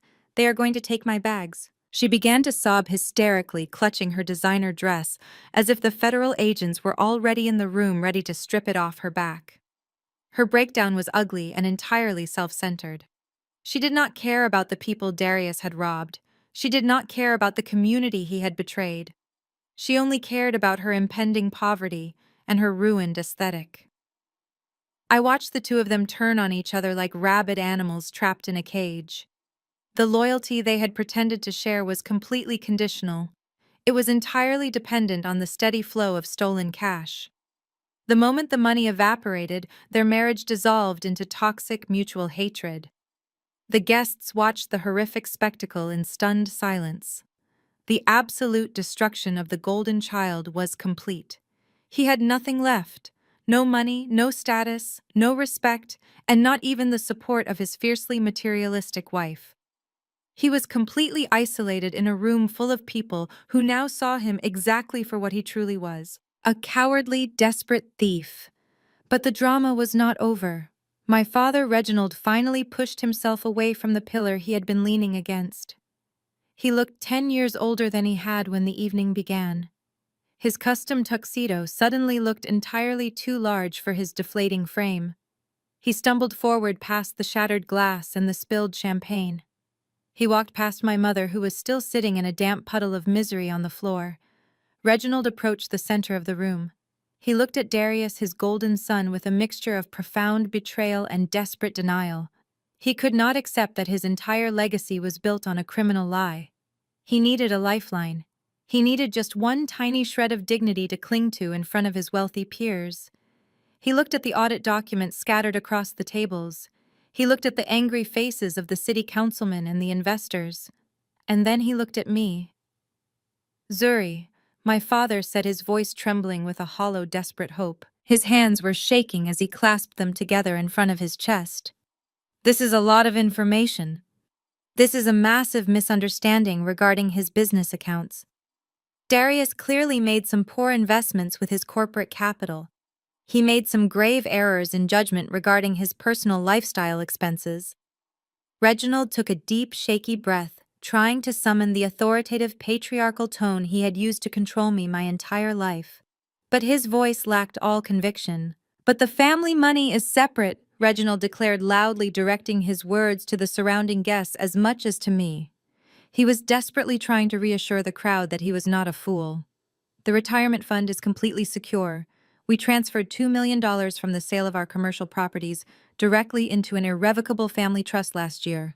Darius is the trustee. He manages it, but he cannot touch the principal for his personal debts. That money is protected by federal banking laws." My father puffed out his chest, a pathetic imitation of his former pride. He looked at the city councilman, offering a weak, reassuring smile. "At least our retirement fund is safe in his trust. We still have our foundation. We can weather this storm." I stood completely still. I looked at the man who had thrown me out into the freezing cold streets 7 years ago to protect the criminal standing next to him. I looked at his desperate, clinging hope. I did not feel anger anymore. I did not feel the burning need for revenge that had fueled my early years of corporate climbing. As I stared into my father's terrified, pleading eyes, the only emotion that washed over me was a profound, suffocating pity. He had absolutely no idea. I slowly reached back into my designer briefcase. I pulled out one final, heavily redacted folder. It was the only document I had not yet distributed to the crowd. It was the document that would sever my ties to this family forever. "Dad," I whispered, my voice dropping into a tone of quiet, absolute tragedy. "Oh, Dad, you really should have checked your bank statements." Reginald stared at the heavily redacted folder resting in my hand. His eyes darted nervously between me and the polished mahogany table. He did not reach out to take the file. It was as if he instinctively knew that touching the physical paper would make the nightmare completely real. He kept his hands tightly clasped against his chest, his breathing shallow and rapid. I did not give him the luxury of remaining willfully ignorant. I opened the folder myself, pulling out a thick legal document and slid it directly across the table until it touched his fingertips. This is a certified copy of a second mortgage agreement, I stated clearly, ensuring my voice carried to the wealthy guests standing in frozen shock at the surrounding tables. It was filed exactly 8 months ago against your primary residence. The house you and Mom have lived in for 30 years. The massive brick colonial estate you proudly plan to pass down as part of your grand family legacy. Reginald swallowed hard, his Adam apple bobbing in his throat. We never took out a second mortgage, he whispered, his voice trembling so violently he sounded like a frightened child. That is impossible. The house was paid off a decade ago. We own it free and clear. We have the original deed in our home safe. You did own it free and clear, I corrected him gently, feeling absolutely no remorse as I shattered his entire reality. Until your trusted financial genius of a son decided he needed a massive injection of liquid capital to keep his failing Ponzi scheme afloat. Look at the signature line on the last page, Dad. Look very closely at the bottom right corner. Reginald leaned forward slowly. He pulled his gold wire reading glasses from his breast pocket with shaking hands and slid them onto his face. He stared down at the blue ink printed on the copied document. A low, wounded sound escaped his throat. It was a sound of absolute heartbreaking realization. That is not my signature, Reginald gasped, stumbling a full step away from the table. That is not your mother's signature either. Someone forged our names. This is a fraudulent document. Darius forged your names, I said, pointing directly at the sweating, trembling man standing a few feet away. He used his trusted position as your wealth manager and his status as the primary trustee of your estate to bypass the standard banking verification protocols. He leveraged the entire equity of your home and pulled out $1.5 million in pure cash.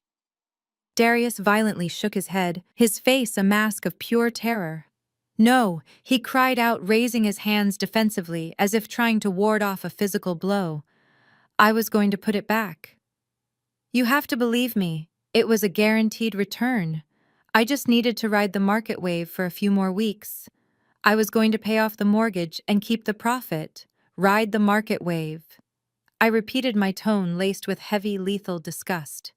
You took the equity from our parents' home, and then you took the entire $2 million from their secure retirement trust. You liquidated all of their safe index funds. You drained every single penny they saved for 30 years. And where exactly did you put $3.5 million of stolen family money, Darius? He did not answer. He just stared down at his expensive Italian leather shoes, his chest heaving with panicked breaths. You put it into Apex Crypto Exchange, I announced to the breathless room. A completely unregulated offshore digital currency platform that was publicly flagged by the Securities and Exchange Commission 6 months ago for highly suspicious activity. The exact same exchange that permanently halted all user withdrawals last Tuesday before declaring Chapter 11 bankruptcy. The money is gone, Darius. It is not sitting in a temporary dip waiting to recover. It has been seized by federal liquidators. Every single penny of our parents' retirement is gone. Vivian let out a sharp, horrific gasp from the floor.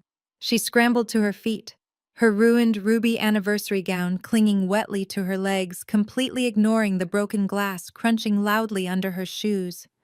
She dug frantically into her crystal clutch and pulled out her smartphone. No, Vivian muttered rapidly to herself, her hands shaking so violently she nearly dropped the phone.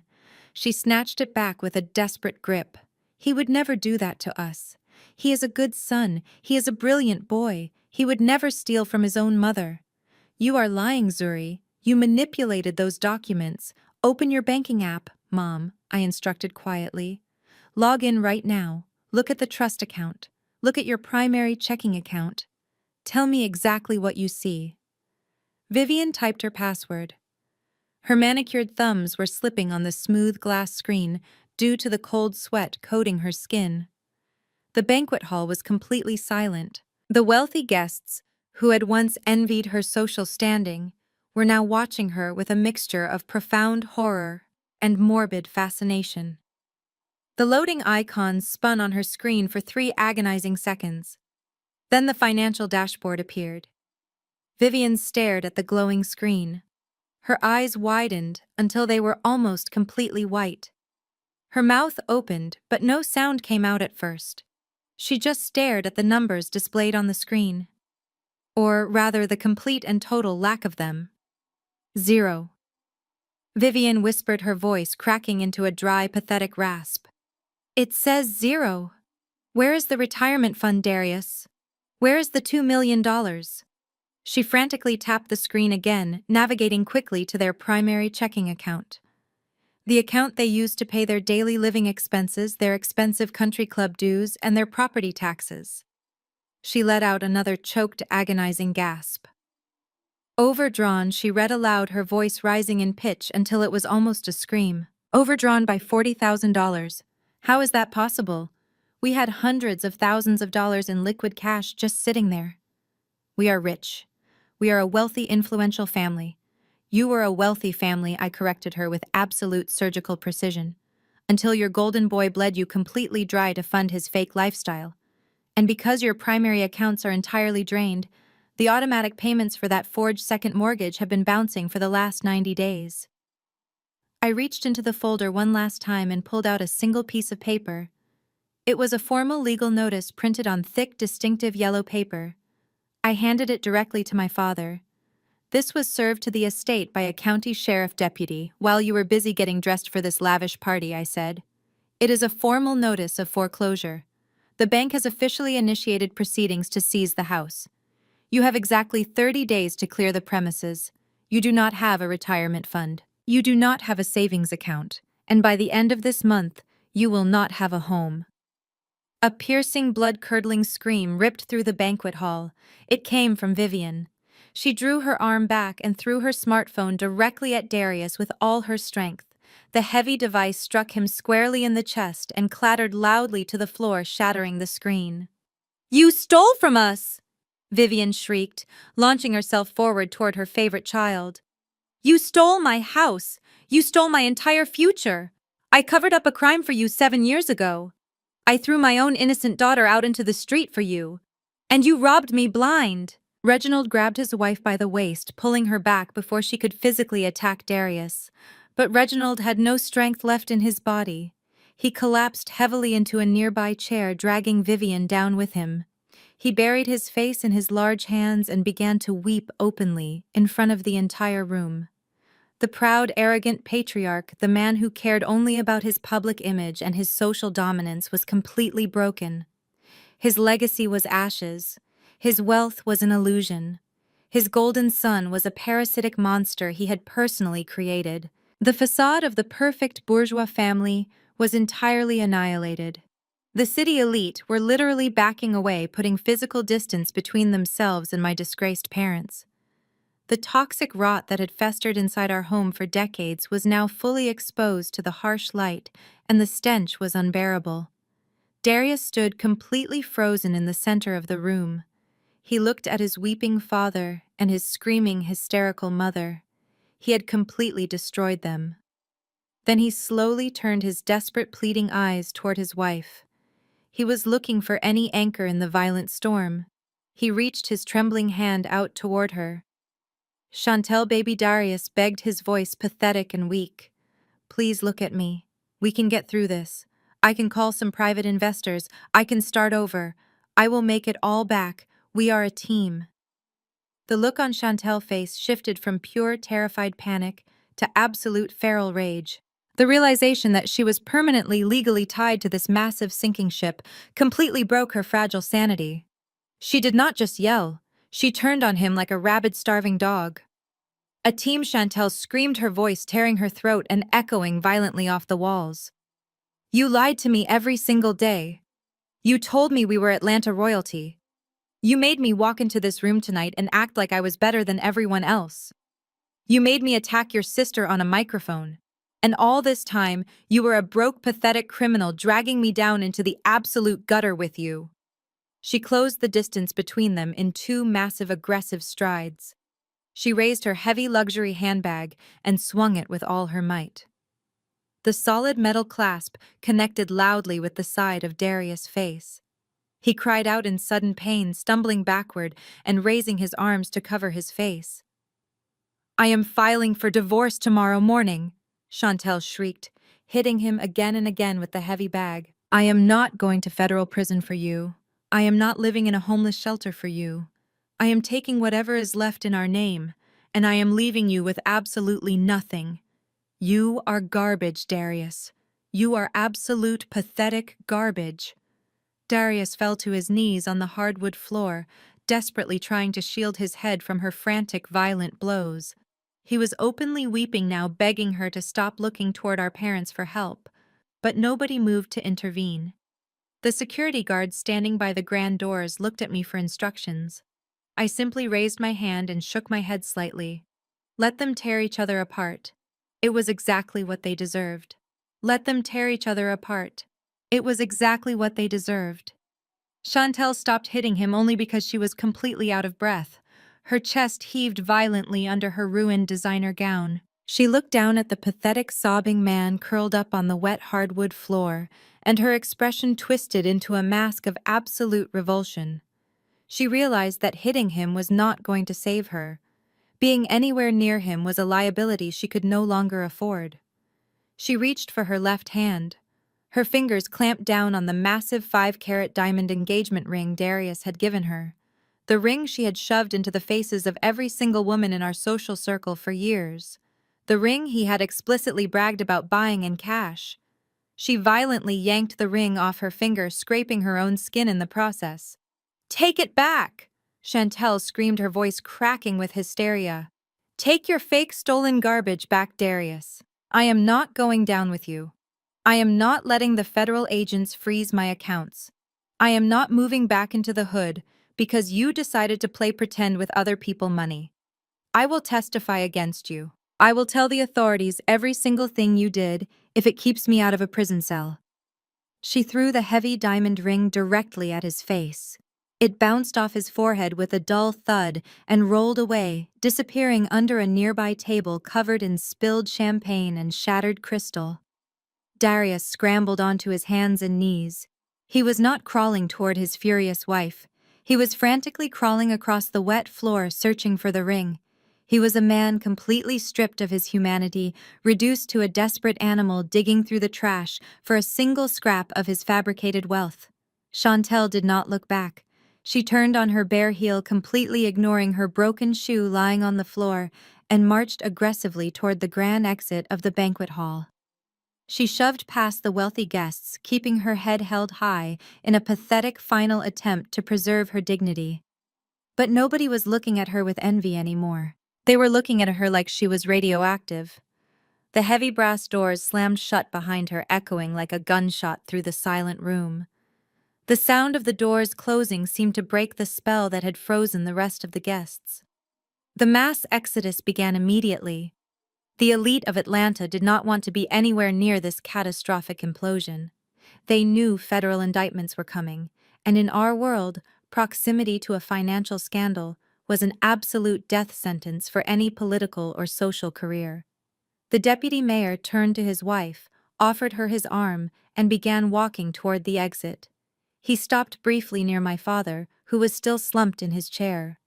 "Reginald," the deputy mayor said, his voice cold and devoid of any previous warmth, "do not ever contact my office again. Consider my endorsement for your Urban League initiative permanently revoked." My father did not respond. He simply stared blankly ahead, watching his entire carefully curated universe disintegrate into absolute nothingness.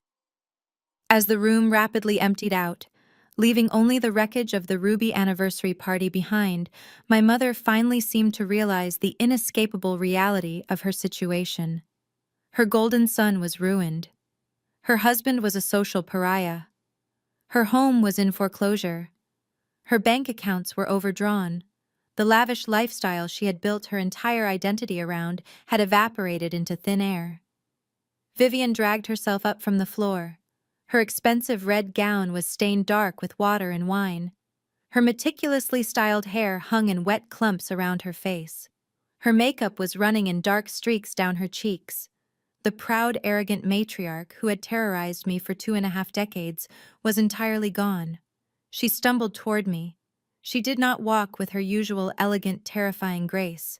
She practically crawled. When she reached the space directly in front of the heavy mahogany chair where I was sitting, Vivian did the one thing I never in my entire life thought I would witness. She dropped heavily onto her knees. She reached out with both hands and grabbed the fine silk fabric of my understated dress. Her grip was desperate and tight, her knuckles turning white. Zuri, Vivian wept, her voice a raw, pathetic wail. Zuri, please, you have to save us. I did not pull my dress away. I simply sat there and looked down at the top of her ruined head. You have the money, my mother begged, looking up at me with bloodshot, pleading eyes. You just said you own this entire hotel group. You have millions of dollars, Zuri. You can fix all of this with one single phone call. Please, baby, please help your family. I stared at the woman kneeling in the spilled wine. I looked at the tears streaming down her face. And I felt absolutely nothing. The well of empathy I used to hold for this woman had run completely dry years ago. You can pay off the mortgage, Vivian cried, shaking my dress to try and force a reaction out of me. You can give us the money to replace the retirement fund. You can hire the best corporate lawyers in the state to keep your brother out of federal prison. We are your blood, Zuri. I am your mother. I carried you. You cannot just sit there and watch us lose everything. She let out a loud, racking sob, burying her face against my knees. I am sorry, she wailed into the fabric of my dress. I am so sorry for everything I ever did to you. I was wrong. We were all wrong. You are the successful one. You are the brilliant one. We will make it right, Zuri. We will tell everyone the truth. We will welcome you back into the house. Just write the check. Please just write the check and save us. Her apology was entirely hollow. It was not born out of genuine remorse for the horrific trauma she had inflicted upon me. It was born entirely out of financial terror. She was only apologizing because her bank account read zero. If Darius had actually possessed the $5 million portfolio he bragged about, she would have happily spent the rest of the evening ignoring my existence. I looked down at her and my mind instantly flashed back through 25 years of relentless emotional abuse. I remembered being 7 years old, standing in the kitchen with a perfect spelling test, desperate for just a fraction of a smile from her. She had swatted the paper out of my hand because Darius had a minor headache and needed absolute quiet. I remembered being 16, working a part-time job to buy my own winter coat because she refused to spend money on clothes for the dark cloud of the family. I remembered the sheer icy cruelty in her eyes 7 years ago when she stood in the foyer of our colonial home, holding the door open to the freezing winter night, and told me I was a worthless criminal who deserved to starve in the streets. For 25 years, this woman had systematically stripped away my self-worth. She had conditioned me to believe that my only value was measured by how much space I could yield to her precious son. The contrast between the cold, unfeeling monster of my childhood and the pathetic, groveling beggar kneeling at my feet right now was incredibly stark. It was almost poetic. Let go of my dress, Vivian, I said. My voice was not loud. It was not angry. It was just a quiet, absolute command that carried the weight of a seasoned executive. Vivian flinched at the sound of my cold tone. She slowly opened her hands, releasing the wrinkled silk fabric, but she remained on her knees. She looked up at me with a face completely devoid of pride, hoping against hope that my calm demeanor meant I was going to agree to her demands.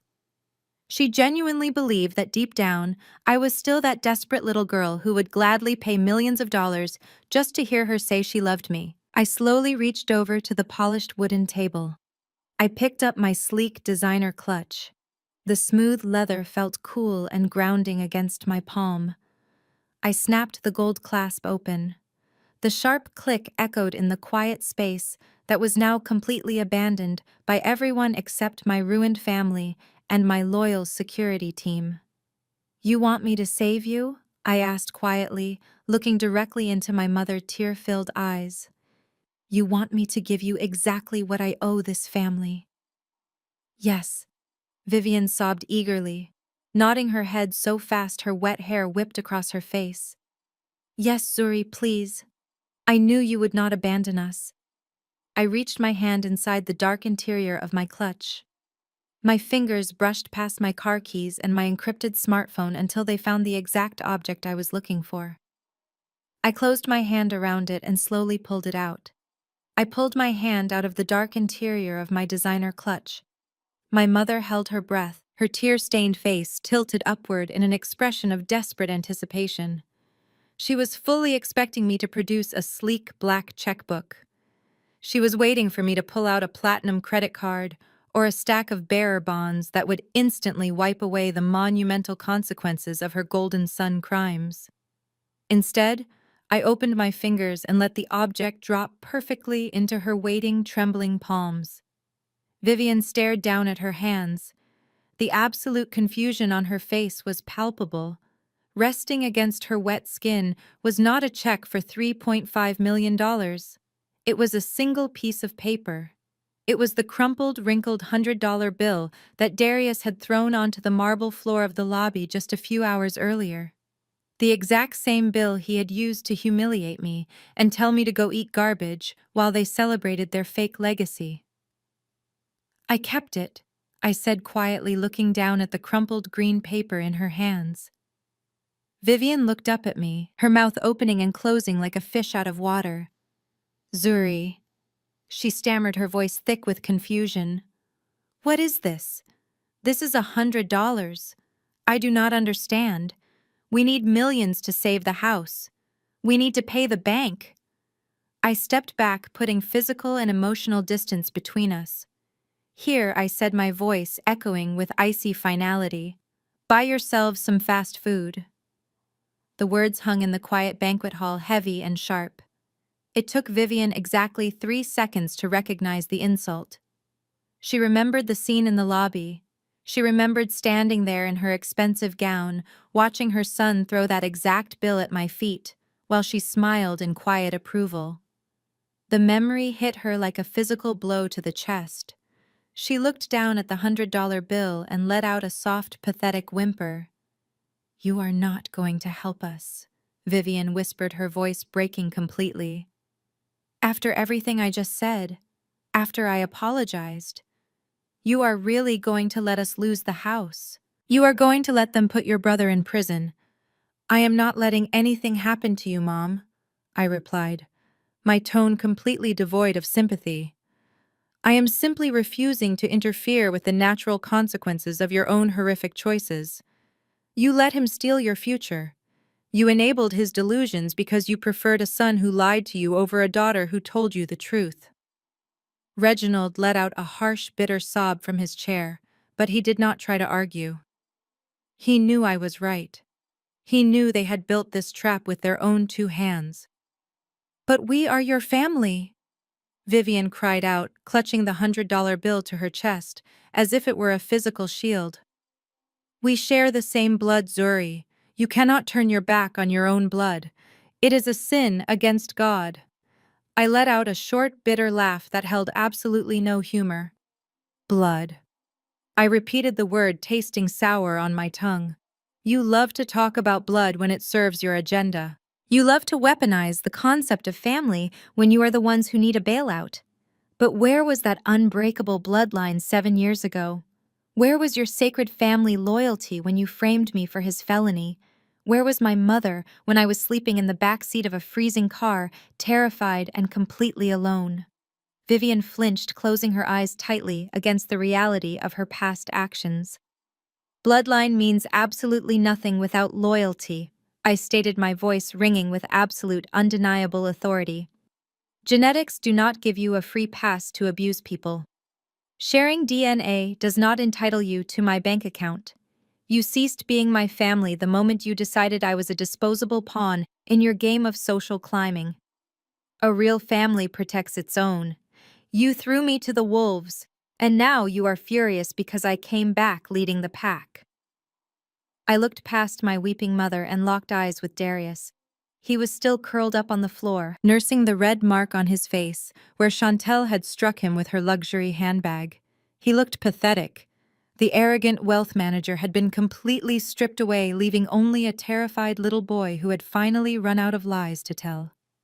"I will not pay a single cent toward your fraudulent debts," I said, making sure every syllable was perfectly enunciated. "I will not save the colonial house. I will not replace the retirement fund that you blindly allowed him to gamble away on an offshore crypto exchange. You are going to face absolute total bankruptcy. You are going to learn what it feels like to start over from nothing, exactly like you forced me to do." Vivian collapsed entirely, her forehead resting against the wet hardwood floor. She wept with a loud, racking intensity that echoed through the massive, empty room. It was the sound of a woman mourning the death of her own ego. Reginald sat frozen, staring blankly at the overturned tables and the shattered crystal glasses, a king ruling over a kingdom of ashes and broken promises. I felt a profound sense of closure wash over me. For years I had carried the heavy, suffocating weight of their rejection. I had let their cruel words dictate my self-worth.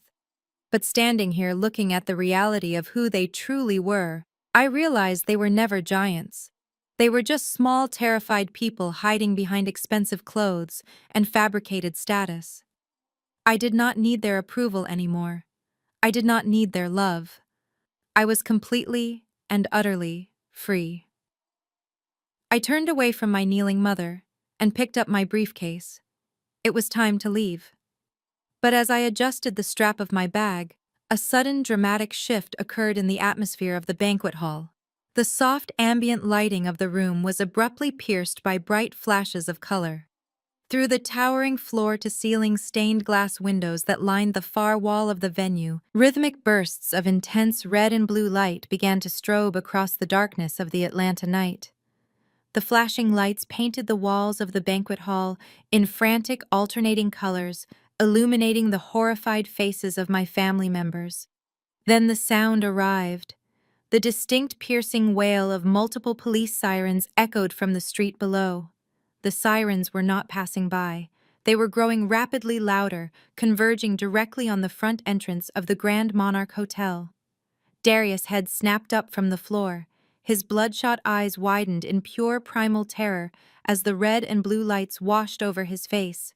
He scrambled backward, pushing himself away from the windows as if the lights themselves could burn him.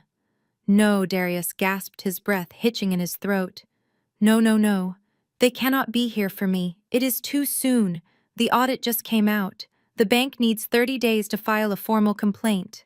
Reginald stood up from his chair, his knees trembling so violently he had to grip the edge of the mahogany table to stay upright. "What is happening, Zuri?" my father demanded, his voice cracking with panic. "Did you call the local police to throw us out of the building? Is that what this is? Are you having us arrested for trespassing?" I shook my head slowly, maintaining my absolute calm amidst their escalating hysteria. "The local police do not send a convoy of vehicles with full lights and sirens for a simple trespassing charge, Dad," I replied softly. Heavy boots began to march down the long marble corridor outside the banquet hall. It was not the disciplined, measured steps of my private security team. It was the loud, aggressive sound of a tactical unit moving with absolute purpose. The heavy brass doors at the end of the hall rattled slightly as someone on the other side prepared to push them open. "You see, Darius," I said, turning my attention back to my brother, who was now hyperventilating on the floor. "You made a very critical miscalculation when you assumed you understood how my private equity firm operates. You thought we simply bought your distressed debt to humiliate you at a dinner party. You thought I was just going to hold the financial records over your head and watch you squirm." Darius stared at me, his chest heaving, his mind completely unable to process the impending reality of his total destruction. "I am a licensed financial professional," I stated clearly, raising my voice just enough to be heard over the deafening wail of the sirens outside. "When my forensic accountants uncover evidence of a massive multi-million-dollar Ponzi scheme during a corporate acquisition, we do not just keep that information to ourselves. We have a legal and ethical obligation to report our findings." The heavy brass doors of the banquet hall burst open with a loud, violent crash that made Vivian scream. But I did not just report the corporate fraud. I continued, my voice cutting through the chaos like a sharpened blade. I also submitted the forged second mortgage documents. I submitted the complete audit trail showing exactly how you drained $2 million from an irrevocable retirement trust. I looked down at my brother delivering the absolute final blow. Wire fraud across state lines is a serious offense, Darius. But forging signatures to steal a lifetime of savings from senior citizens elevates this to a completely different level. I did not just buy your debt. Yesterday morning, I submitted the entire comprehensive audit of your wire fraud and your elder financial abuse directly to the regional director of the federal authorities. And they take those charges very, very seriously. Before Darius could even attempt to form another pathetic excuse, the heavy brass doors of the banquet hall were violently pushed wide open. A team of 6 federal agents stormed into the room. They moved with absolute military precision, wearing dark windbreakers with the letters FBI printed in bold yellow across their backs. The lead agent, a tall, stern man with a silver badge clipped to his belt, swept his sharp gaze across the ruined room and locked his eyes directly onto my brother. Darius Wilson, the lead agent, announced, his voice booming with undeniable legal authority that echoed off the high ceilings. We have a federal warrant for your arrest on multiple counts of wire fraud, securities fraud, and the financial exploitation of vulnerable adults. Darius let out a sound that was entirely less than human. It was a high-pitched squeal of pure primal panic. He scrambled backward on the wet hardwood floor, his expensive Italian leather shoes slipping uselessly on the spilled champagne and crushed rose petals.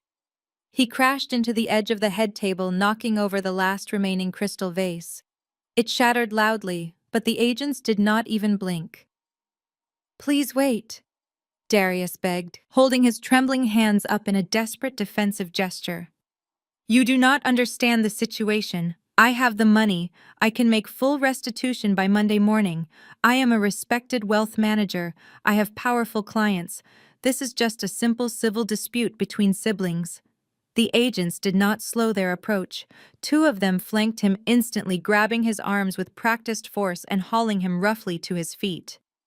"Turn around and place your hands behind your back," the agent commanded, completely ignoring my brother and his frantic bargaining.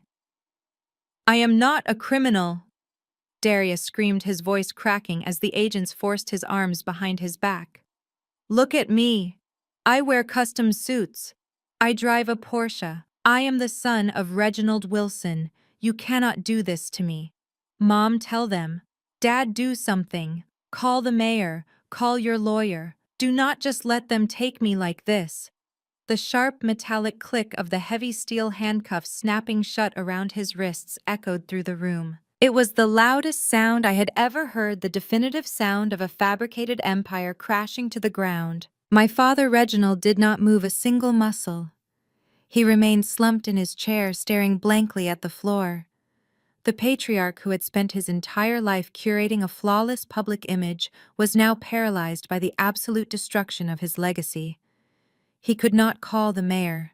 The politicians and elite socialites had already fled the building, treating the Wilson family name like a highly contagious disease. He had no lawyer who could fight a federal indictment with 0 funds in his bank account. He was completely powerless. My mother, Vivian, remained on her knees in the damp puddle of spilled wine. She watched in sheer horror as the federal agents began reading her golden child his Miranda rights.